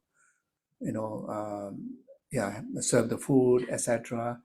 So kind of like part of the like attendant training, I think naturally happened in that period of time. At the same time, I also need to attend all the other monastic responsibilities, like going to morning puja and going to all the memorization classes, etc. So then later, when I went to Sera, then, I don't know how I was fall into have that opportunity to serve Lama Soparimpoche. I don't know how that happened. I can't remember exactly. I was asked to follow Rinpoche for 3 years.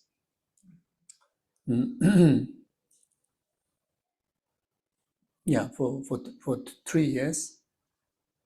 Because that time in a great monastery like Sera, as long as you are there during the examination. So otherwise, if you have a good reason, they excuse you attending daily sessions. So I excuse with that. So I can still carry on my class. But then the rule changed. So you have to be in person all the time. Then I replaced with my younger brother. So my younger brother served Rinpoche about 6-7 years with Lama Zopa Rinpoche. When Rinpoche was still traveling. So when I went back to Sera. Then after that, I was asked to come back and be full time with Lama Konchok for a few years. And there are some interruptions, but I managed to catch up the study. Then again come to a position that now you cannot skip at all from even a day. So then my brother actually can take out from Rinpoche's attendance, and he become full-time attendant to Geshe Lama Konchok so that I can dedicate my time in Sera. Like that. And you were around him when he passed on? When Lama Konchok was passing away, I was there, but that time the main attendant was my brother. So I was still in Sera. So every now and then, every free time, I just come and do my part. Otherwise, my brother is most of the time with him. Yeah. And then you became his identifying him. How did you come about? No, I'm not really in a position to be able to identify someone's reincarnation, Lama's reincarnation. But I was in the committee, the team. Yeah, in the team. So we have a team. I mean, if you watch the movie Unmistaken Child, even though the stories was very much like told through my eyes, but we have a team. So I'm just one small part of it.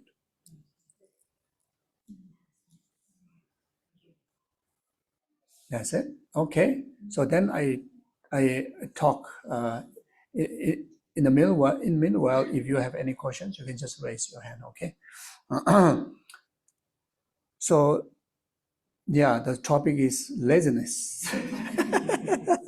So now the second, I would like to talk a little bit about the second kind of laziness.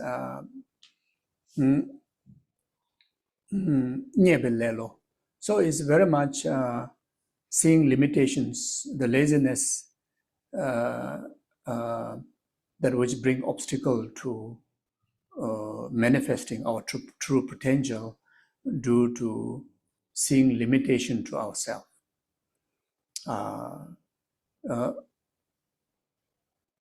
Very much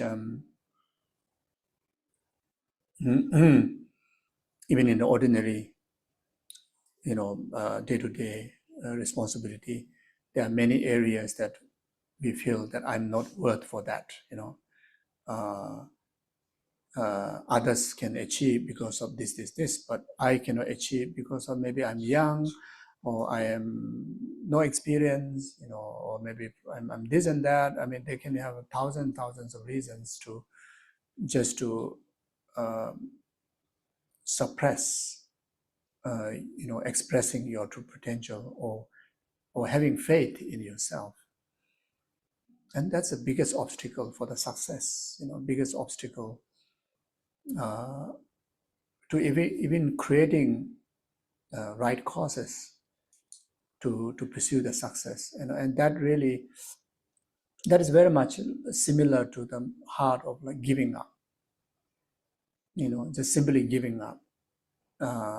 Not even after trying, just simply giving up from the very beginning.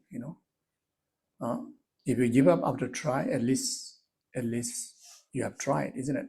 But this particular laziness is you just let go with a very how to say,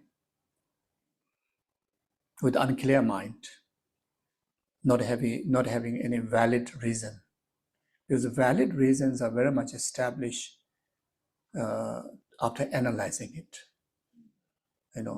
After analyzing it, not through assumption, not through information, not through just I think so, I don't think so. The valid reason established after gaining the wisdom through analysis. So in relation to Dharma practice, just learning information is nowhere near to the success of experiencing the real result of those Dharma wisdom. In fact, only through after meditation you're able to experience the real final result of those teachings, of those practices, isn't it? In our common ordinary life, in ordinary life, not necessarily that we have to go up to meditation, but at least analytical experiences by engaging in action, engaging on the path. That's the way that the analytical process could happen, can happen. So now here, this particular laziness is very much following the ignorant, following, exactly, just following the ignorant. And the ignorant pursuit of goodness and virtue and the Dharma is always, will make full effort to bring obstacle.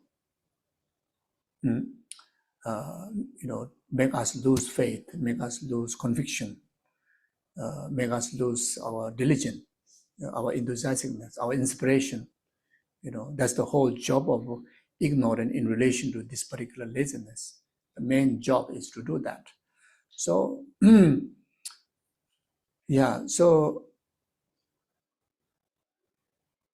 so therefore,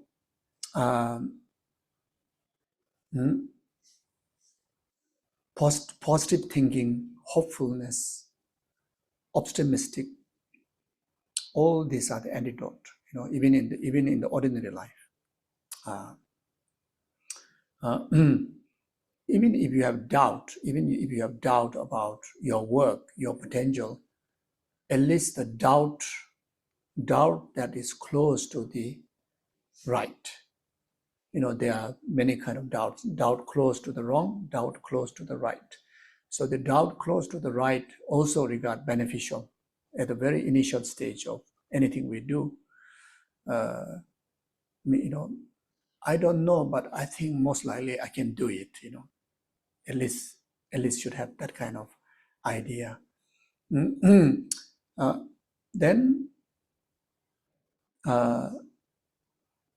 when we want to interpret this in relation to now Dharma, Buddhist principles, and also some other religious principles also talk about karma.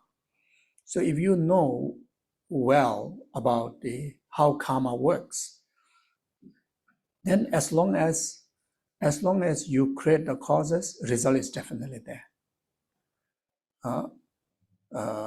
In order to gain certain result, you need to create the right causes, similar causes. Wrong causes will never produce, result. It's like virtuous causes will never produce suffering result. Suffering cause, the negative causes will never produce happiness result. So therefore, and not only that, not only creating right causes and condition, right causes, you also need to create a complete causes.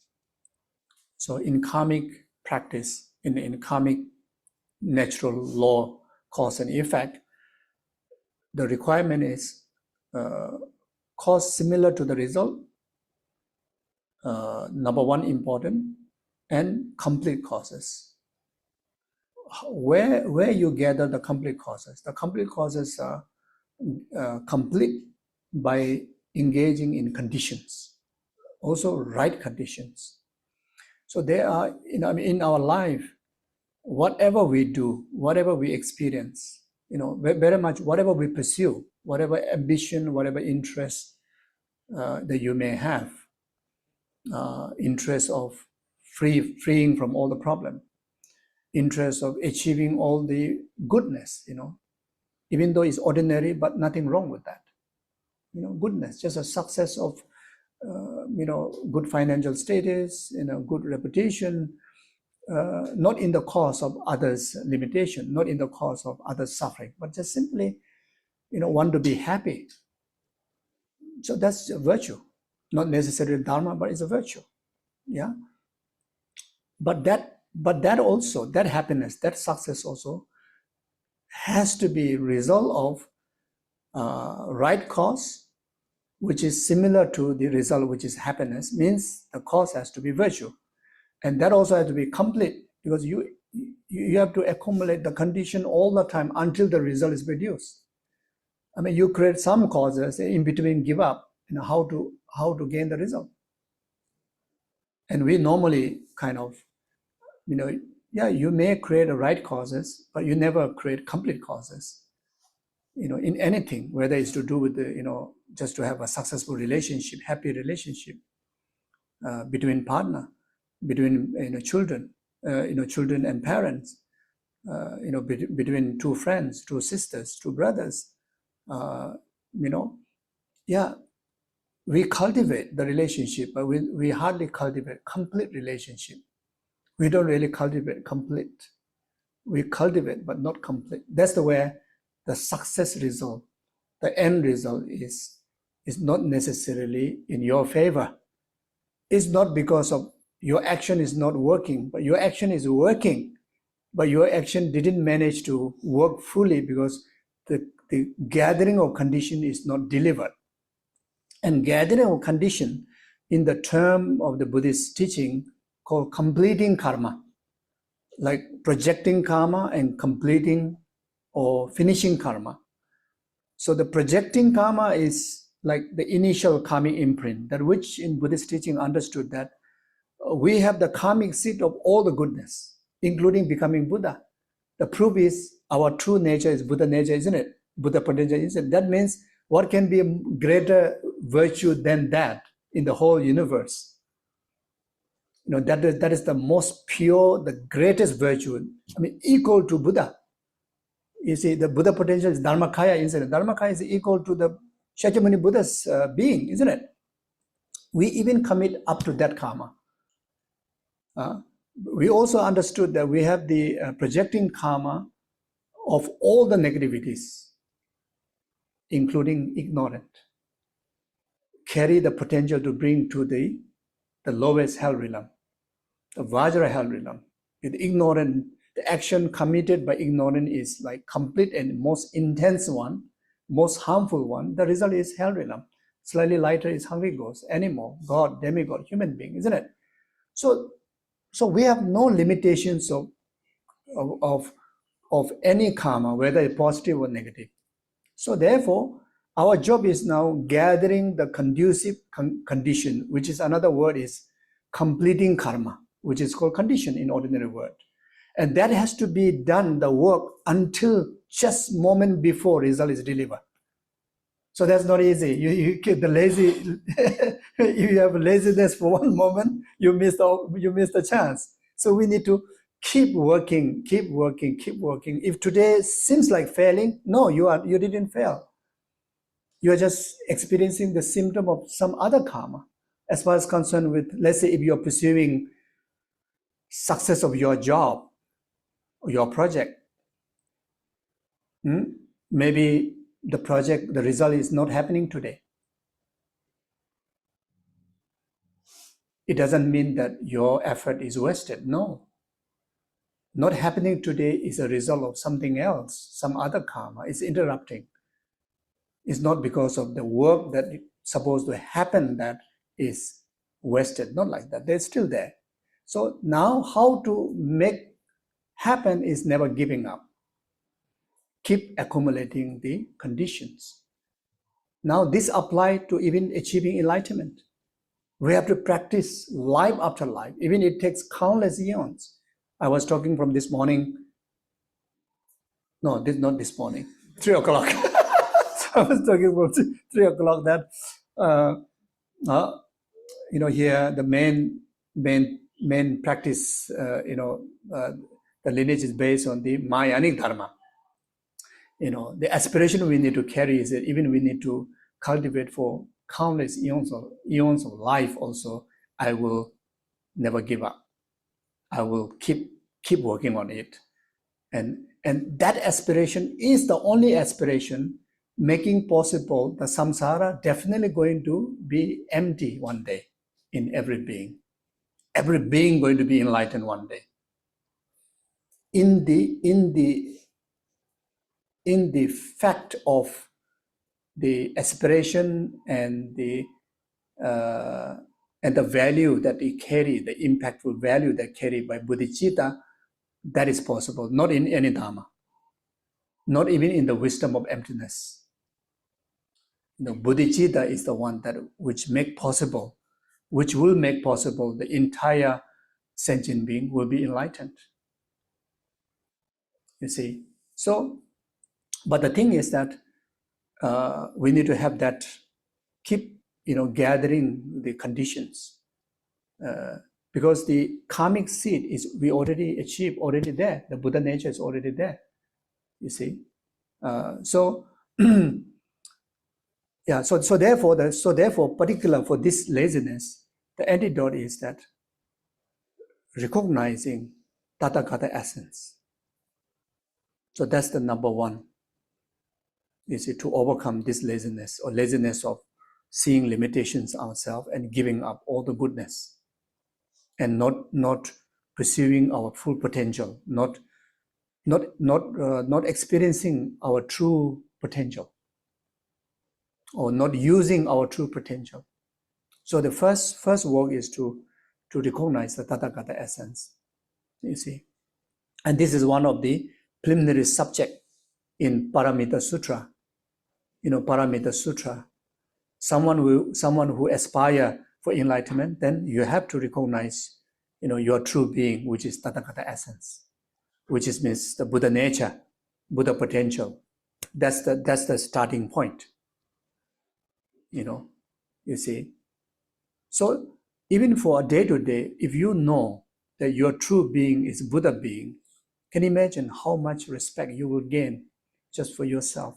How much confidence you will gain? How much confidence in your analytical potential, your wisdom, your attitude? There will be like so much of inspirations will be filled in your system. Your system will be filled with courage, filled with hopefulness, filled with potentials, filled with the respect and belief, because I have all the resources. I only need to complete it with the minor factors, which is called the conditional cause, not even a primary cause. You see, it's very much like a secondary cause, which is the conditional causes. So, so I would say recognizing one's own being as a Buddha being, or recognizing one's own Tathagata essence, is the basis where you start to enjoy true happiness, the true inner peace. Because there you will gain some sense of fulfillment about who you are. And that fulfillment, I think, will drive, like comfortableness, feel, the respect, feel goodness. And that's where the joy comes from. It is not like a sensual joy. It is a true joy. And this joy, why is true happiness? Because it's lasting happiness. Unless you cover up, as long as you stay acknowledging it, the happiness is always there. The inner peace is always there. Like if you have the full awareness of all the time remembering my true nature is Buddha, that's it. And as long as you keep the awareness alive, you're all the time in the kind of like a highest state of your life, like a peak of your life. I mean, why earn so much money? Why build house? Why have car? Why make friends?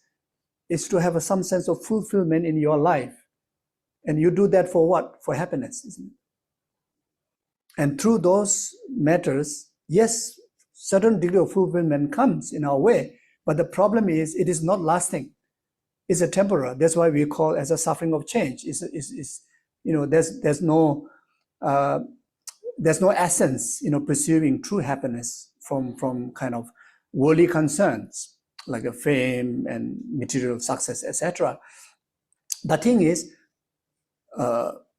the potential within the object and subject in relation to the karma that you commit in material or worldly concern has no essence.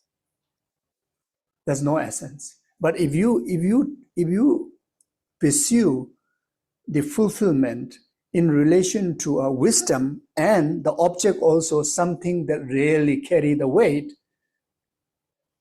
then you can continue to enjoy unexhaustible, even from the object side, like such a Buddha nature, from by its nature, unexhaustible perfection.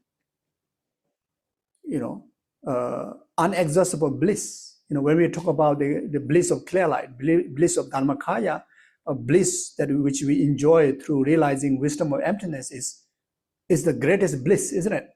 Which everybody talks about it, and people do experience it. So from the object side, we equip with that, and the one who understands, who detects, who knows is not ignorant; it's a wisdom.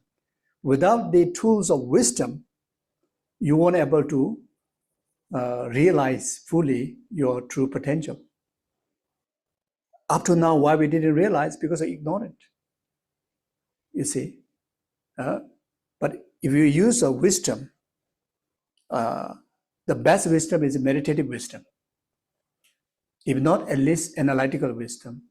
If not, at least wisdom you gain from learning. Let's say like the teachings of the Buddha. Buddha says your true potential is Buddha potential, Tathagata essence, and describe all the characteristics of that. If you realize that I have all those qualities, then you may realize why I went to university, why I went to get so many different kind of certificates to make me make me who I am. You have to go and tell that, just now, Nico read a very long description of Tenzin Zopa. You don't have to do that. But we have to go and, it's like went to Sera, graduate, blah, blah, blah, blah, it's so fake, isn't it? So fake. You said very, very wisely, very honestly, but actually, what's the big deal with that, isn't it? But actually, we have much more quality than that. We have the quality of Dharmakaya, just become a Geshe. I cannot talk about all the Geshe, but Geshe like me, yeah, you learn, but you don't really get the point. You learn about emptiness for many, many years. You learn all the Madhyamika scriptures, Yeah, you can chant, you can memorize, but actually it doesn't affect anything to me.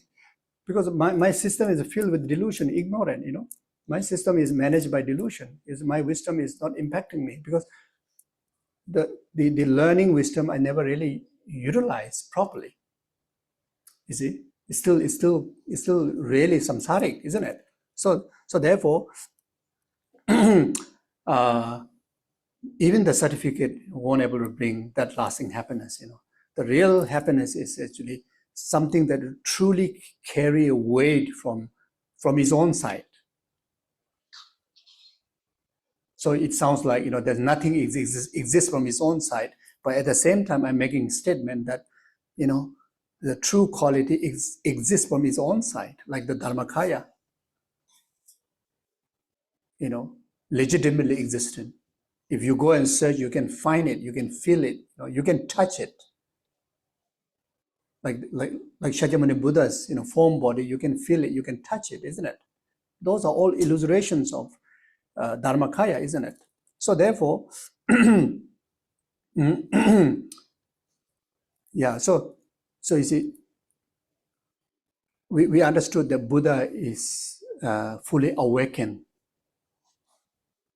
Fully awakened of what? fully awakened of recognizing his true potential. Fully awakened means all the time, uninterruptedly being aware, naturally. You see, all the time, forever. Basically, there's not even a one single moment of interruption can occur. That's why I call fully awakened, and that is the state of Buddhahood. We also can awaken, but we are not fully awakened. Maybe through learning, maybe like little sign of awaken. Yes, at least okay, yeah. You develop some degree of faith and respect to what Shakyamuni Buddha said, Nagarjuna said, and say, oh yeah, because they have logic, they have reasoning, and you can see there are a lot of practitioners showing some kind of impact out of that and gain some kind of trust. Even just that alone, really, really so powerful. But then if you contemplate, you gain the wisdom of contemplation, that convictions, deepen, strengthen. And that really very much upgrade your awareness or your awakening towards your true nature. And then you carry on to the meditation of that wisdom onto meditation, like absorption meditation, using more clear state of mind, more subtle state of mind, which is we call the meditative state of mind. That's why by doing so much of meditation, when we gain the wisdom of meditation, then very much you are fully awakened. If you do that to the emptiness, you can say, I realize emptiness directly. If you do that on the Buddha nature, you very much claim that you are fully awakened, isn't it? And as long as the subject, the awareness is fully awake, fully knowing your true potential of the Buddha being, where you experience everlasting happiness. You see, so now when we think about this, where the suffering comes from, it's very much like whenever even for a practitioner, whenever there's an interruption to that awareness, then that's the aspect of samsara, aspect of ignorance, aspect of sufferings. You see, so therefore, okay, yeah. So I'm going a bit away from what I want to say. So, so even from the very very initial level, like a beginner, like myself, and some of you are here, really want to enjoy life in the midst of samsara. Like while we still carry samsaric aggregates, we really want to stay our heart fulfilled. To start that happening is the moment you acknowledge and have convictions of your true being, is Tathagata being, Buddha being. Then the more you reflect on the qualities of the Tathagata essence, the more joy develop, more fulfillment develop. You start to experience greater and greater, happiness, in a genuine sense of inner peace. That naturally bring the reducing or purifications of the negativities, like negative emotions. That is the way how to purify, how to get rid of, one by one, from gross to subtle, of our delusional limitations, hallucinational limitations, negativities. You see, the more the lesser delusion it become, the more the liberation you enjoy. You see, the more the lesser negativities it become, the more the liberation you enjoy. From very first moment, recognizing of Tathagata essence as your being, already you are enjoying liberation, stages of liberation. And this can go on and on, upgrading until one achieve the resultant Tathagata essence within you, in the state of fully awakening, you see.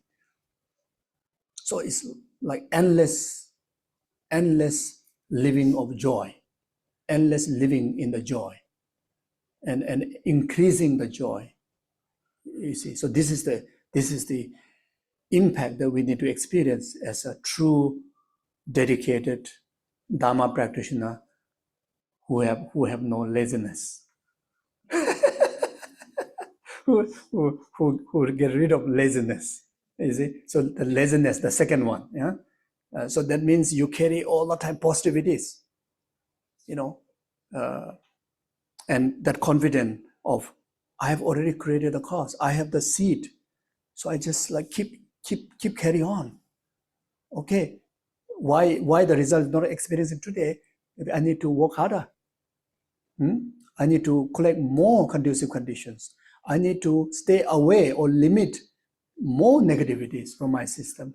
You see, so there are plenty of exercises are available, like practice of 6 paramita, do more generosity, you know, uphold more ethics, more moral ethics, practice more patience, practice more joyous efforts, you know, practice more concentration, practice more wisdom. That's it. Like just do more this exercise, you see. So that's the way that the what do you call the like endless progress, you know, comes in our way. And this is how, you know, bodhisattvas practice like that. I have one word to it here. Just there's a verse.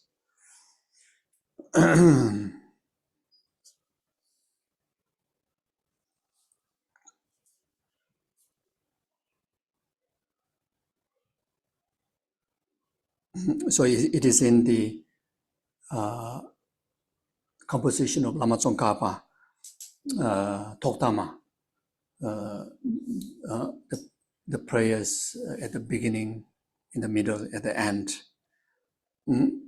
Karbe chönam matop topatang, topnam gongne gondu, pewale, nyambar chebe lelo nambasum, kune pande tsundu zombar shop. In English is I pray I will apply myself to enthusiasm, achieving virtues unachieved, improving those attained, vanishing utterly threefold, debilitating laziness. Did I say correctly?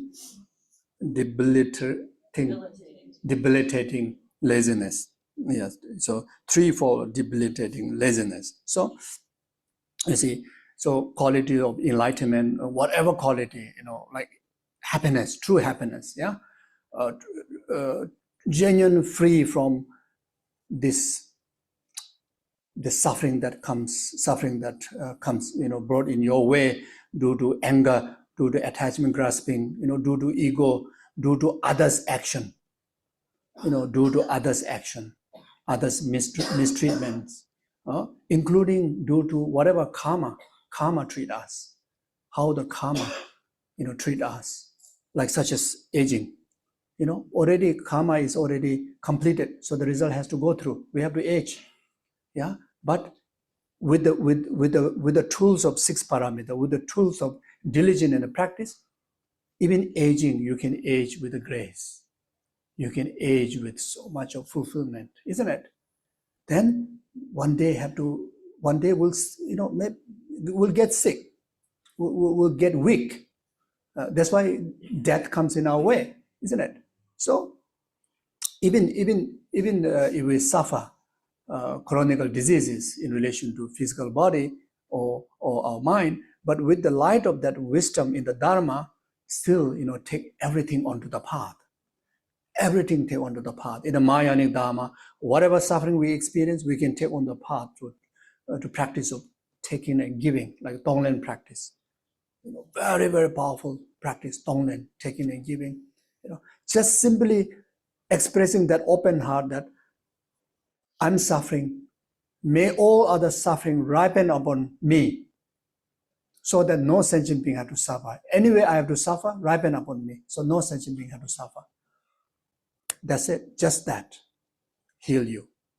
You see? Is one of the most powerful creations of meritorious karma, because Tonglen practice is the essence of bodhicitta practice. Bodhicitta practice is the essence of the Buddha Dharma. You see? But then also here, not to misunderstand, when we say take all suffering onto me, it doesn't mean take onto your body, take onto your mind. It's talking about take onto the root cause of my problem, root cause of also the problem that I witness with others, which is nothing other than your own self-grasping ignorance and self-cherishing, self-centered attitude. You see? So very much, visualize as like a rotten iron rod, or rotten or rusty iron rod. Iron rod will not rotten, isn't it? A rusted iron rod, like kind of like just like stuck at the heart chakra here, like that. It feels so nasty, so bad. This is exactly how it looked like. If the self-cherishing, self-centered attitude and self-grasping ignorance, even in the physical form, it will look like that. You see, so hard but so rusted, so nasty. So you visualize ripen upon that. Ripen upon me means ripen upon that. Ripen upon me means, yes, it is me. It's talking about me, but it's talking about the false me, the false I, which is the ignorant about the truth of self, who constructed, which the ignorant built very much the identity of I, which in fact is not there, which in fact is not inherently there, but we perceive to be there. And on top of that, because of that, then it builds up all the rest of the delusion, including self-cherishing attitude. All the delusions that create karma and bringing all sort of problems in our life. So ripening upon there. See,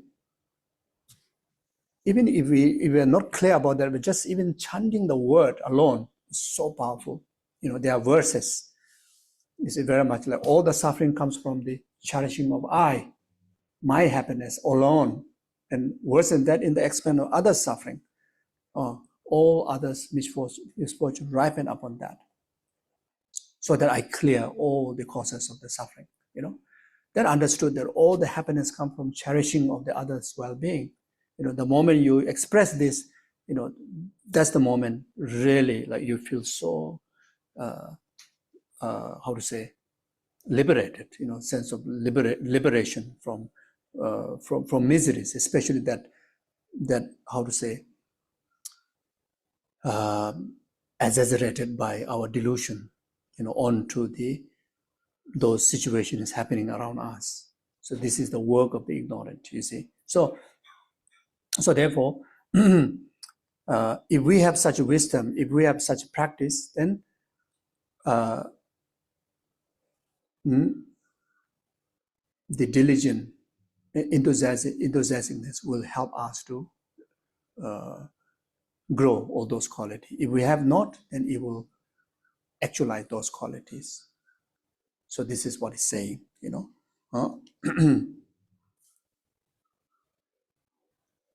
So achieve virtues unachieved, improve those attained. So like such as the practice of 6 paramita, if you don't have, then it will bring into your way. If already there, then it will continue to increase like that. Then there's another text, the prayer to Maitreya, Bodhisattva Maitreya. Because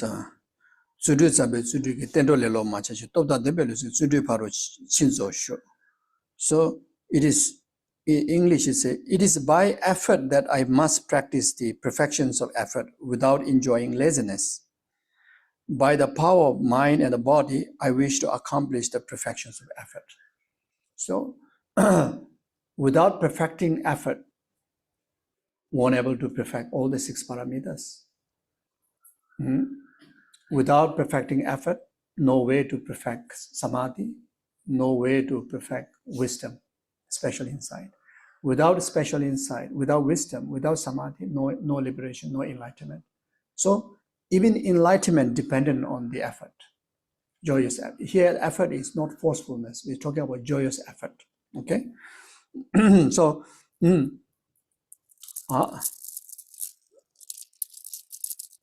yeah, so like that.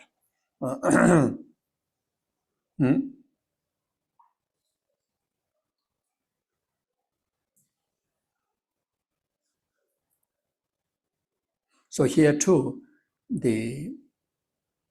beside whatever antidote that I've discussed before, like recognizing as your essence, your true nature, Tathagata essence, then also the recognizing the rest of the qualities of the precious human rebirth.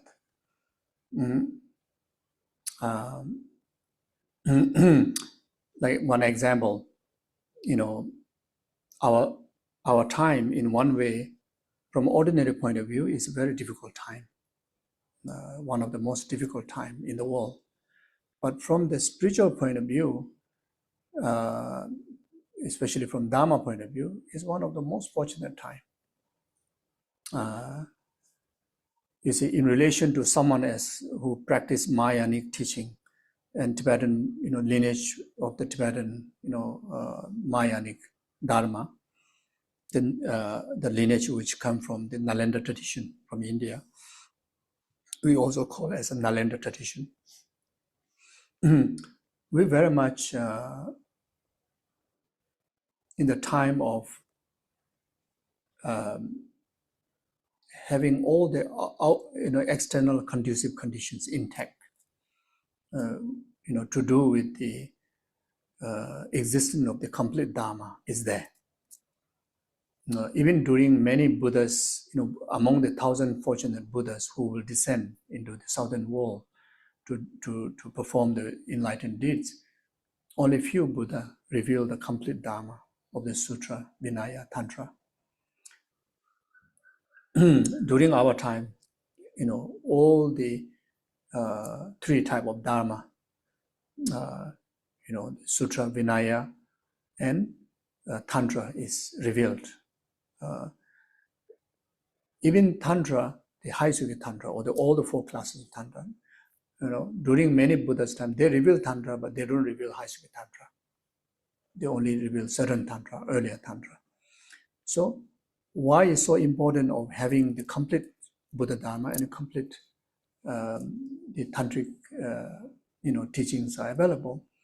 Because if there's no complete Dharma, then when we practice, many of the practice may not have the proper foundation. Like such as for the Mahayanic practitioner, if you want to really practice Mahayanic Dharma perfectly, the foundation is very important. So the Vinaya and the Sutras are the most important foundation. Then even you have a foundation, main body practice, but if you don't have the resultant, the practice that which in relation to karma, we talk about completing karma. There's a Dharma which also act as a conditional cause to complete the complete result of the practice of the Dharma. These tantric teachings are the ones that which will serve that purposes. That's why we call the resultant Dharma. The sutras are called the causal Dharma. Especially sutra here is basically referring the Vinaya Sutra, which teach us the major precepts, like individual liberation precepts, start from the very beginner level, like refuge, etc., lay vows, etc. Without that, there's no basis to practice. Even you meet Mahayanic teaching, like Bodhicitta, the Bodhisattva precept, without refuge, you cannot observe. Without proper lay vow precepts, cannot observe Bodhisattva precepts. You see, without the refuge, not even Sangha precepts can be preserved. So that's why the foundational dharmas are intact in today's time. Not only Buddha revealed, but up to today, the lineage are there. Like such as Dalai Lama, offering the bestowing of the lineage of the vow. Yes, there are many lamas are disturbed, many monks are disturbed, nuns are disturbed, but we are still not in the crisis, because still there are many Vinaya holders. Many Vinaya holders, like his son Dalai Lama, he give every year, even in this age, one of the major deeds of him is upholding, the Vinaya Sutra, the Vinaya practice through conferring the precept. In order to confer, you need to uphold the precept. Not only partial, he uphold up to the same level as Shakyamuni Buddha, and he is still offering that. So in the Vinaya Sutra, it says, whether there's existence of Dharma or not is dependent on the Vinaya precept. Whether it's existence of Vinaya precept or not is that you need to have the Sangha. So Sangha here also not only talking about ordinary, it is someone who carry all the vows so that you can offer, And even in the Tibet, we had a trouble before, like about the bhikshuni, the fully ordination vows for the nuns. They invite both bhikshuni and the bhikshu from India to Tibet. And bhikshunis, didn't manage to travel because of climate problem, health issue. Even the bhikshus have such a trouble to go to Tibet. They didn't manage to have a full Sangha community. Minimum you need in the remote, in a remote area, remote in the sense of remote from the Sangha, the community. Then minimum you need, 4. And in the central of where the Sangha community, where the many Sangha available, then you need 10 minimum, like that, So in Tibet, even for the fully ordination vow, they didn't manage to invite all of them until they need to get a help from China, That's why the Hashang, the fat laughing Buddha, they call, why in Tibetan Buddhism, we show so much respect. Even the monks and nuns, they wear this one called tonga. And this funny design is actually symbolized as a elephant tusk, dead elephant, dead animal tusk, to remember death and impermanent. So each time when you wake up, you have to wear tonga, and you need to do like this. You remember death and impermanent. You see. So every now and then, we have to hold this one. Every now and then. The more you hold this, and especially you hold like this all the time. One example is the late abbot of Kopan Monastery, Lama Lundu. His hand is never away from this. He will go like that. And sometimes we little monks, because abbot and beloved abbot, his coming means all the monks has to behave properly, isn't it? So we kind of tell each other, because we cannot make sound, isn't it? So we say, like that means Lama Lundu is coming, Is it? But this is so powerful because he's all the time remembering death and impermanent, So the Kadama master is saying, if one morning you forget to remember death and impermanent, whole morning is wasted. So if even you are in retreat, 1 hour just didn't remember death and impermanent. Even you remember Om Mani Padme Hum, remember Buddha, but didn't remember death and impermanent. It's a whole, that session is not complete. So remembering death and impermanent is like, most important. Anyway, sidetrack. So this is like, that's why, so this is, people might be thinking, what is this? They may be thinking, the monks to, cover their, what do you call the mustache here? So it's not for that. It's to remember death and impermanent. So now this, I suppose to talk about this one, this blue color. So this blue color is actually to remember Hashang. So the laughing, the laughing fat Buddha, or they also call Maitreya Buddha from China, because they invite the fully ordained Sangha from Nalanda, from India. Some pass away on the way. So they need that ceremony, someone who hold a vow. But luckily, there are some in China, they still already have some monks there, so they invite. But as for nuns, didn't manage, couldn't find even there, and they cannot bring from here. That's how. So anyway, so I don't know what I'm talking.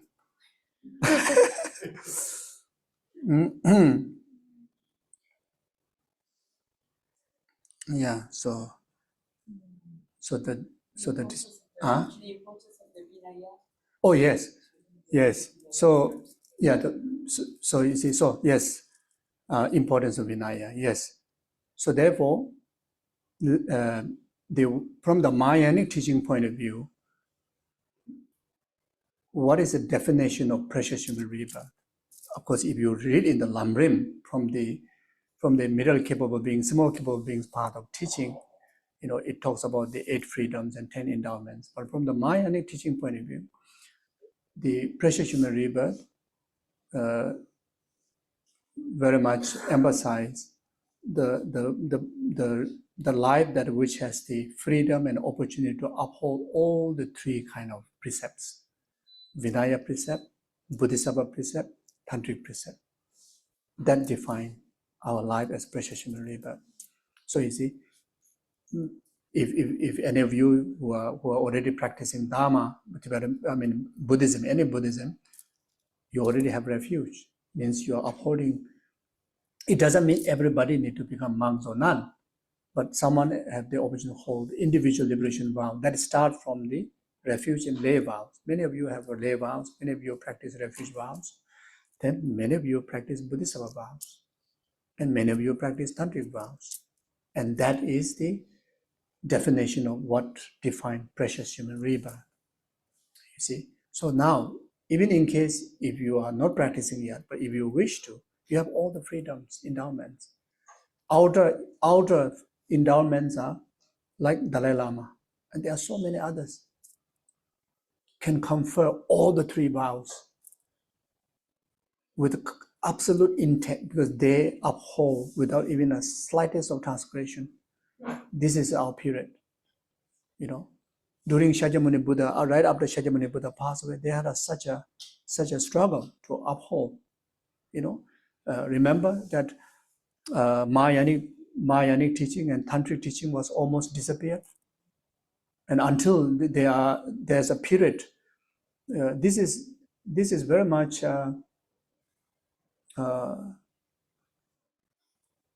during the period about 400 years after Buddha passed away and until Brikam Shila, Nalanda was established, until Nagarjuna came, very much says Mahayanic teachings, Tantric teachings are not Buddha's teaching. It's even saying, Techen Namge Mendo. He said, Mahayanic teachings are like a flower in the sky. But there's no flower in the sky, isn't it? So there's a sarcastic way of saying like that, Such a challenges also happen. In today's time, it's one of the most attractive Dharma. Like just an example, why Tibetan Buddhism is so attractive? Because everything is there. There are many traditions that they uphold perfectly in this particular lineage, that particular lineage, which is so amazing. But one thing really, even for me, like after some study, and I feel like not because of I myself kind of in that culture, not because of that. After studying philosophy, you become a bit difficult person, to just accept, you need to see all the reasonings, So I realize it's so attractive because everything is there.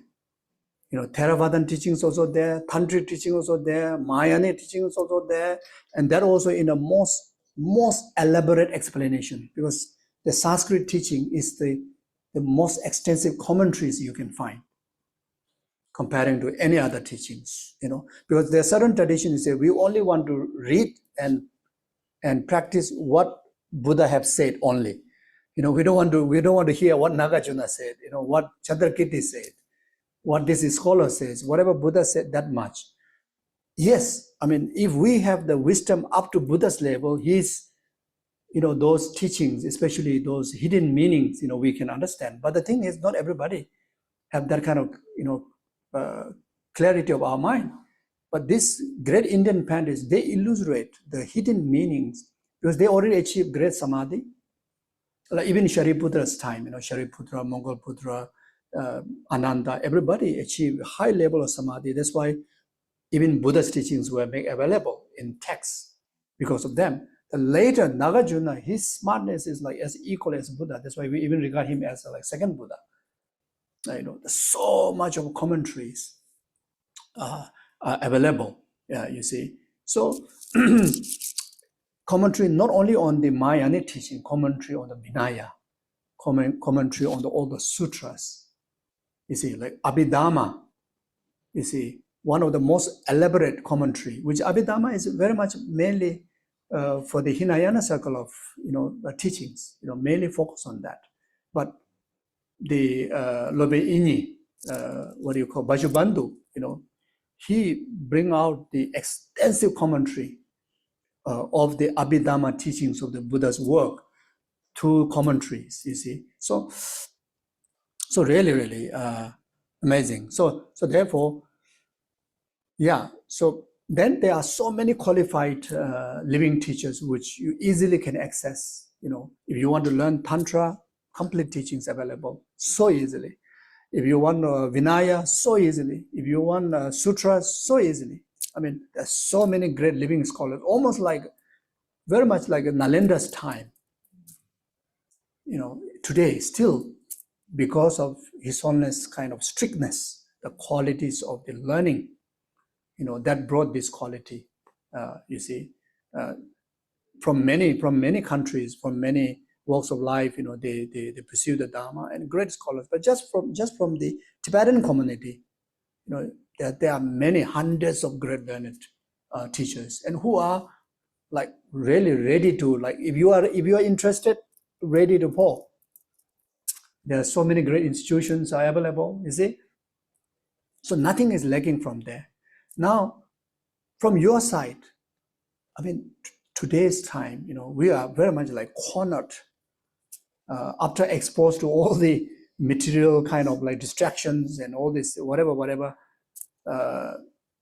We finally like kind of saw the true face of what the material world look like, what the worldly world look like. It's not an easy place, and I usually say it's very confidently that, in fact, practicing Dharma is the easiest, especially if you practice altruistic Dharma, bodhicitta. Life becomes easiest.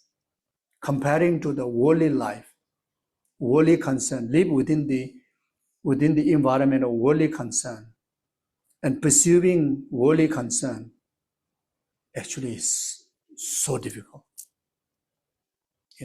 Many of us went through that. Don't you feel difficult? Life is not easy. You see, the moment you start to, adopt bodhicitta kind of like way of life, or bodhisattva's way of life, even in the suffering you see meaning. Even in the problem you see wisdom, you see meaning. Almost like there's no difficulty. Life becomes so easy. In the attitude of the bodhicitta, when someone scolds you, I mean, that's the very difficult time, isn't it? Someone criticizes you, someone, defame you, someone accuse you. I mean, people even suicide. People even take their life just because of the suffering is so intense. But in the eyes of bodhicitta, these are like a blessing. These are the opportunity to kind of improve yourself, and you feel even more compassion to these people. There's one text called one of the Katama master called Langri Thangba. If you get to read it, called 8 verses of thought transformation. Oh my goodness, it's like the yummiest. It's like I don't know where get the best chocolate, in India or Switzerland. Belgium. Okay, so the best chocolate is Nico says can get in Belgium. So if you get the 8 verses of thought transformation, you're very much like got a house full of Belgium chocolate. That's it. You see, everything becomes so easy. Everything is so beautiful, so wonderful. In the eyes of bodhicitta. Without that, life is so miserable. If people praise, you're miserable because ego boosts. If people criticize, your ego was hurt, so painful. If people respect, you start to abuse others. If people disrespect, you abuse yourself. Not easy. Samsara is really, really difficult. You see? But the moment you start to practice Dharma, life becomes so easy. Just remembering death and impermanent, Yeah, just remembering death and impermanent. Very much most of the suffering that brought forward from, tomorrow onward is already clear, honestly. I mean, yes, there's a lot of problem out there, but I cannot even guarantee that I will be definitely living up to tomorrow. Why? Why you don't just settle for the present moment? Why you don't enjoy that at least there's an air to breathe. At least you can breathe.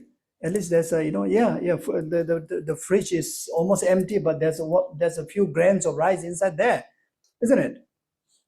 And yes, everybody kind of like a bit difficult to me, but I still have my children, my husband, my wife, my parents, or at least one friend that I can call beyond the ocean. Or at least my pet is there. So why you have to feel, even I live up to tomorrow, even I live another next 50 years, 100 years, one stomach, and this small body, why you need to worry so much about the mention?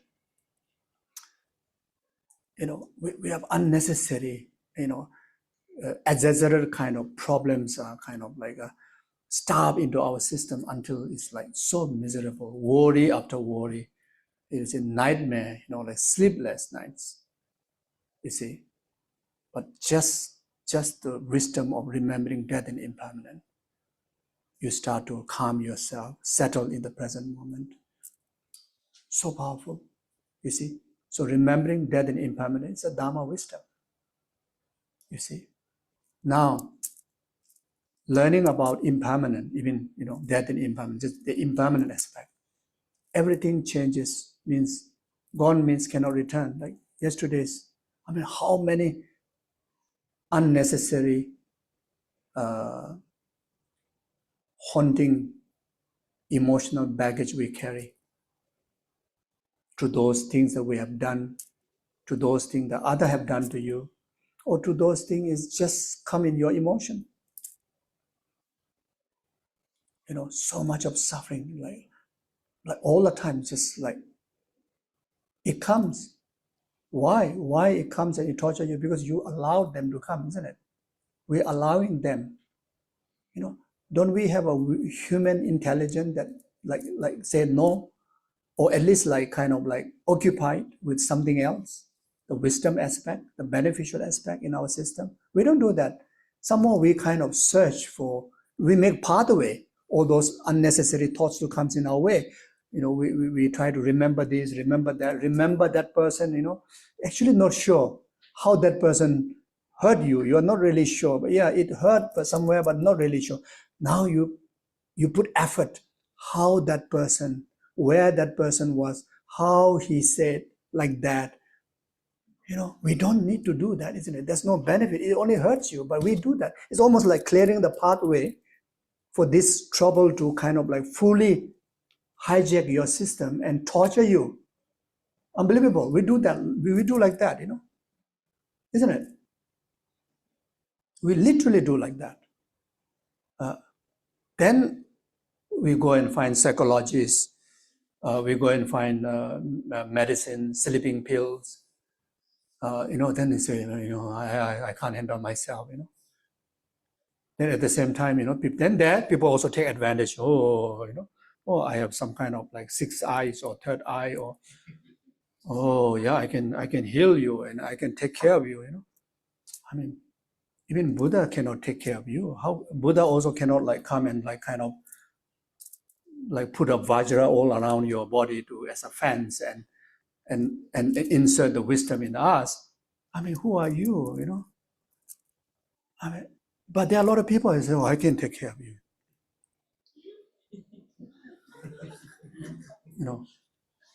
Your problem is like that. Boom.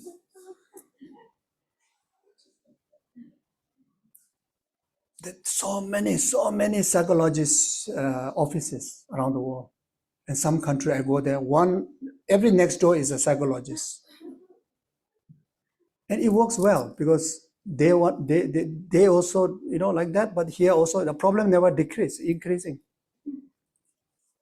Never work within, dependent, you see. Of course, there's some comfort, of course, say, through some belief and through some advice, through some trainings, yes. But the root cause is you have to handle it, you have to clear it, isn't it? That's very clear. Buddha have made a statement, I cannot transfer my wisdom onto you. I cannot take away your sin. It's like washing a dirt. Only thing is I share my wisdom, and you have to use the wisdom to purify, your limitations, and you have to help yourself by increasing the wisdom. But we have too much dependent externally. Firstly, we dependent too much material world. Hope thinking money will solve our problem. Relationship will solve our problem.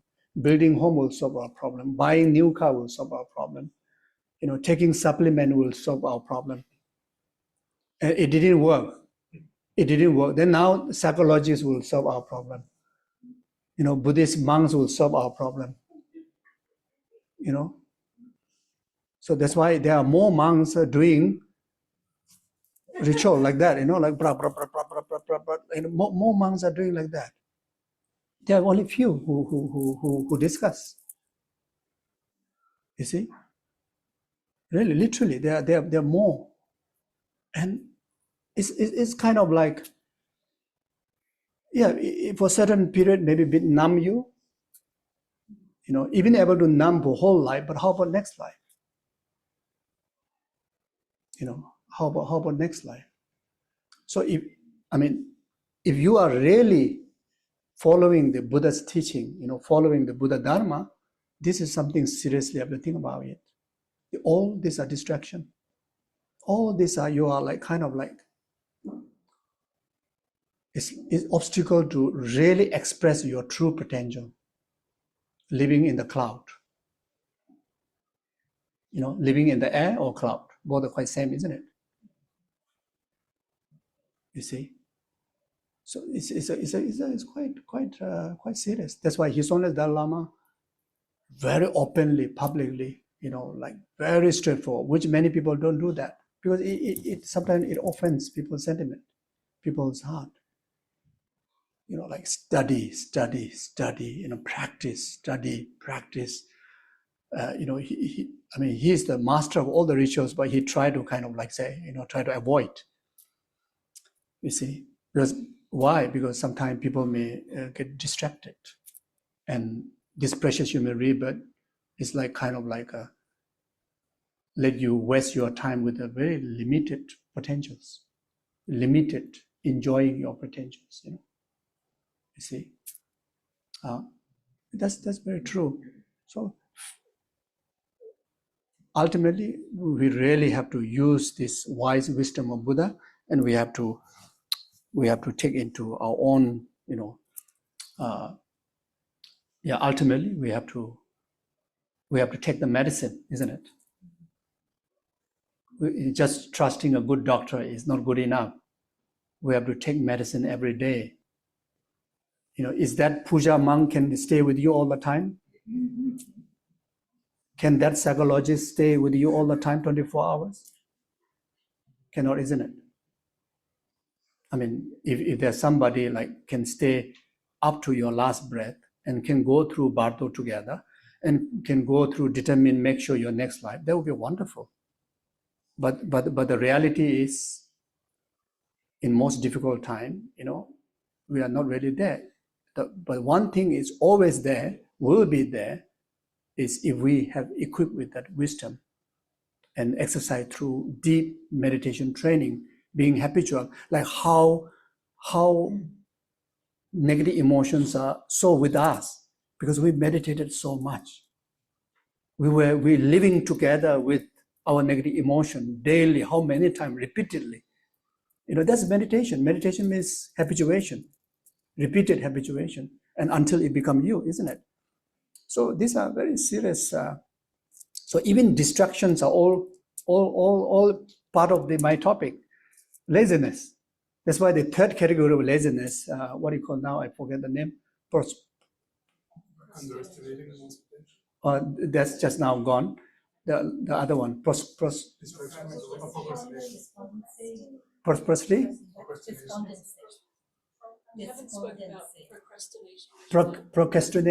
Oh, that's the one. Procrastination. So that's simply meaning that distracted to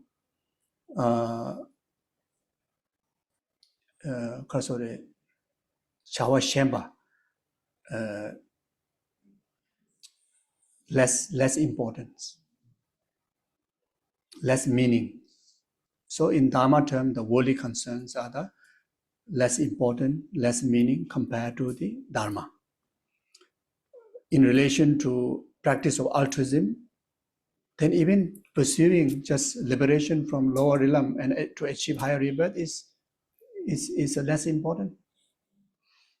Even self-liberation, nirvana, to pursue that also is a distraction, also lazy.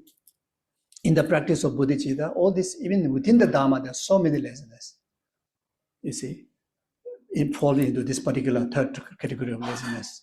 You see, then instead of pursuing enlightenment, if you pursue for anything else, it becomes distraction, it becomes laziness, out of laziness. So now, someone already meet altruistic Dharma, already know that I have the potential, already know that my ultimate goal is to achieve enlightenment for the benefit of all sentient beings. Now, instead of like directly taking the bodhicitta, the great compassionate attitude and the wisdom of emptiness as your main guru, and you're still attached to a human guru outside there and just waiting, like what he would say. He would say, "Are you good? You good? Oh, you look so wonderful," and you feel happy. And ignore you, you feel like, oh, what happened with my guru? Never validate yourself inside, within you, with the wisdom of no self and wisdom of attitude of bodhicitta. Through learning, through contemplation, through meditation, validating that decreasing of the defilements and delusions, validating through that tranquility that comes in your way. You see, and you just even dependent on the expressions of even the physical guru. Now, no question about rest of the others. You see, if someone prays that you are a good practitioner, you are very happy. I think I'm a good practitioner. Someone says that you are not good practitioner, you feel like you are a bit depressed. And someone says, I take care of your problem. I take care of your problem. It's like kind of like your enlightenment is in my hand. Many get distracted with that. It's like it's almost obstructing to challenge your limitations, like that self-grasping, the ego. It's like ego is always looking for comfort. You see, and very much like looking around among your friends, among your families, among your peers. All this falls in the laziness. If you are not clear about the ultimate objective, whether people say good or not, whether people say you're a good practitioner or not, really manifesting through your living, you're so, there's so much of humility, but so much of wisdom, so much of the practice of the six paramita is happening. You see? And the delusions, the calmness, the lessening of the delusion is like showing through your speech, showing through your physical action, showing through your living example. You see, so this has to happen. You see, otherwise everything becomes distraction. That's why we say worldly concerns are distraction. Worldly concerns are the moment we have even the slightest attention to the worldly concern, that will fall into the third category of laziness.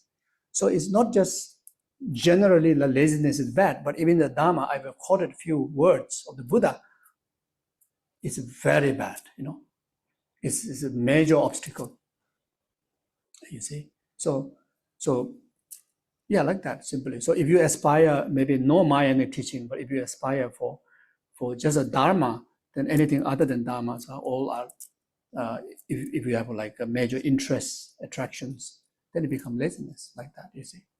So it's quite serious, isn't it? I don't know whether I managed to express well or not, but do you get what I'm trying to say? Oh, there's so much distraction.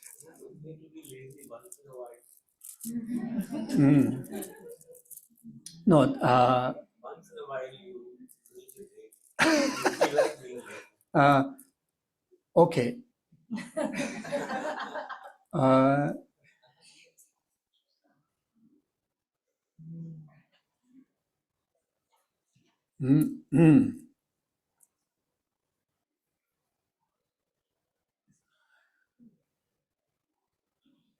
So if this is like talking from the point of view of Dharma practitioner, or like let's say altruistic practitioner, can I pause once a while, not cultivating altruism?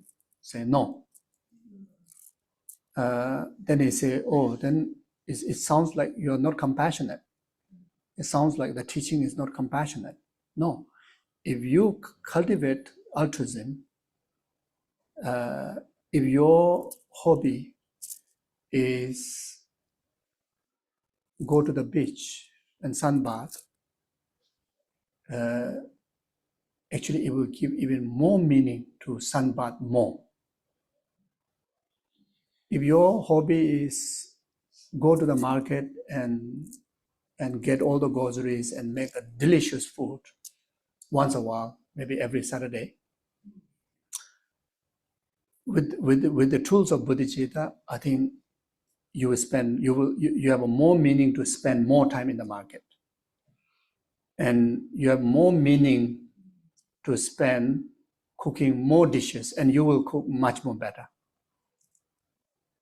and you will taste even better than ever, I would say. So it will not limit anything that you virtually enjoy, you truly enjoy, and that enjoyment is a nature of virtue.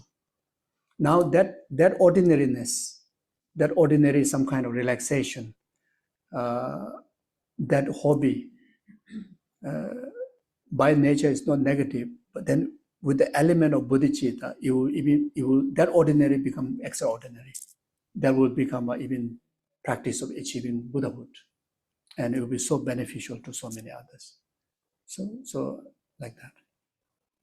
So your life become more flexible. Your life become more enjoyable. You become the easiest person to others, and others will find that you are the most approachable. You are the most adorable, like very much like trustworthy. So the practice of the altruistic attitude and wisdom carries that kind of power. So that's the reason before I said, the moment you adopt this practice, your life becomes so easy. You don't need to hold mala. And maybe without holding mala, for that person, maybe become more genuine practitioner than holding mala all the time and say, worldly concern, Yeah. Okay. So maybe we stop here. Any questions? Okay. Yes, please.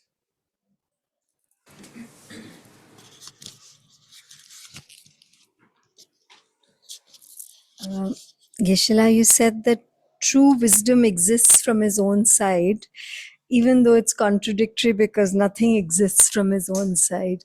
Could you speak a little bit more about this? So the true, let's say like Dharmakaya exists from his own side here, not referring as a true existence or inherent existence. It is just simply meaning it is absolute truth, absolute definite, always pure, always there. So Dharmakaya, the characteristic quality of Dharmakaya is always there. It's even a permanent phenomena. Dharmakaya is even a permanent phenomena. Like emptiness is permanent phenomena, means never changing. The permanent phenomena also is very tricky here. There's two ways of understanding. Like the Dharmakaya of yourself is permanent. But then if Minodi is not there, then Minodi's Dharmakaya is not there. How come? Because you say permanent but is no more, isn't it? So permanent here is actually referring to no changes in its purity, the quality, the characteristic. It is ever, since the existence and ever is the sameness. So that's what I mean, inherent. It's not kind of like the characteristics are adorned by others' cause. By its nature, it's already pure. So it's not dependent on causes and conditions. It's still not dependent on causes, but interdependently existent, but not cause and effect, interdependent. Not on cause and effect, but it's still interdependently existent. interdependent existence. Yeah, interdependent existence is because without the base, there's no its ultimate nature to be established. Without minoti, there's no base to establish the emptiness of you, isn't it? True. So in that relation, is interdependently existent. Yeah. Thank you. Okay, so thank you very much, and we do short dedication. Yeah, so so whatever merit, virtues accumulated during this session, and all the merits and virtues accumulated in the past, all the virtues and merit will accumulate in the future, all the virtues and merit of the three-time Buddhas, Bodhisattvas, Gurus, and sentient beings. May this collective merit be complete cause for numberless sentient beings to be free from oceans of samsaric suffering. It is causes karma and delusion and actualized from temporary happiness up to the ultimate happiness and enlightenment accordingly. May this collective merit be complete cause whatever inconvenience that the world is experiencing, like such as war, natural disaster, different form of diseases, whether it's individual level or group or community level, it purified without delay even a moment. And may the world be a peaceful place to live, and every single sentient being enjoy peace and happiness and virtue accordingly. May this collective merit be complete cause. Anyone who passed away, especially in the last 49 days, especially those who pass away in a war zone, in a natural disaster, in untimely death, even pass away naturally, but pass away with so much pain.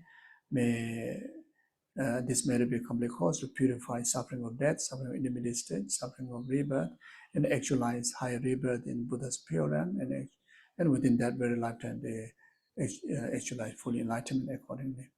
May this collective merit be complete cause anyone who requested prayers from our sanghas, monasteries, nunneries, who have requested prayers from our guru, who requested prayers from me, to whom I promised to pray, even who did not request prayer, but who need prayers and virtue support. May this collective merit be complete cause for them to fulfill all their aspirations and prayers accordingly. And may they only enjoy peace and happiness and virtue enlightenment accordingly.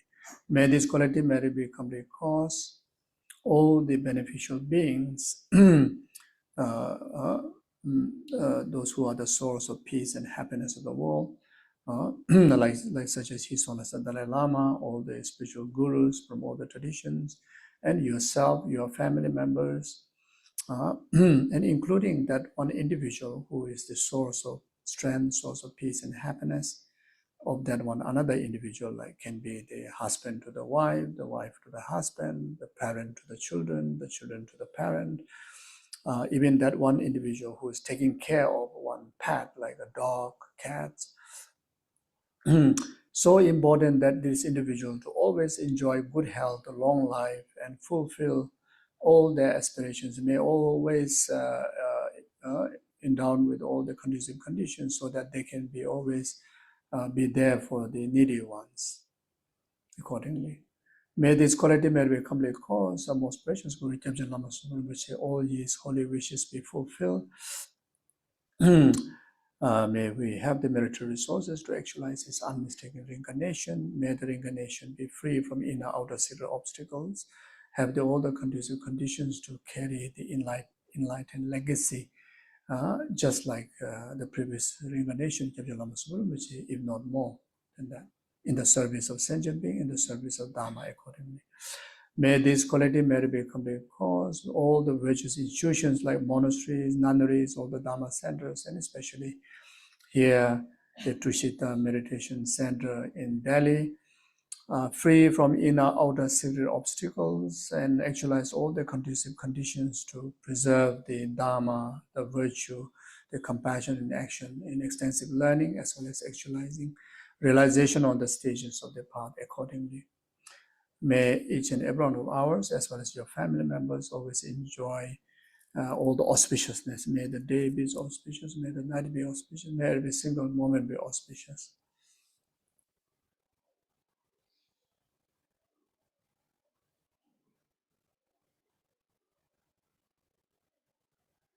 Yeah, thank you.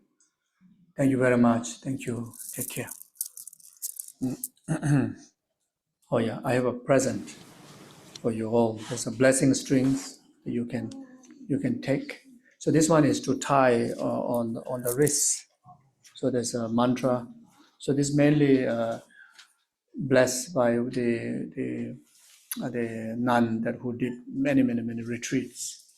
Yeah, thank you. Thank you so much, Venerable Geshe-la. Please accept this offering on behalf of Tushita. Okay, thank you. And Geshe-la, please come again and again to Tushita, Delhi. Whenever you are passing through Delhi, please come and teach here. Thank you. Thank you. Thank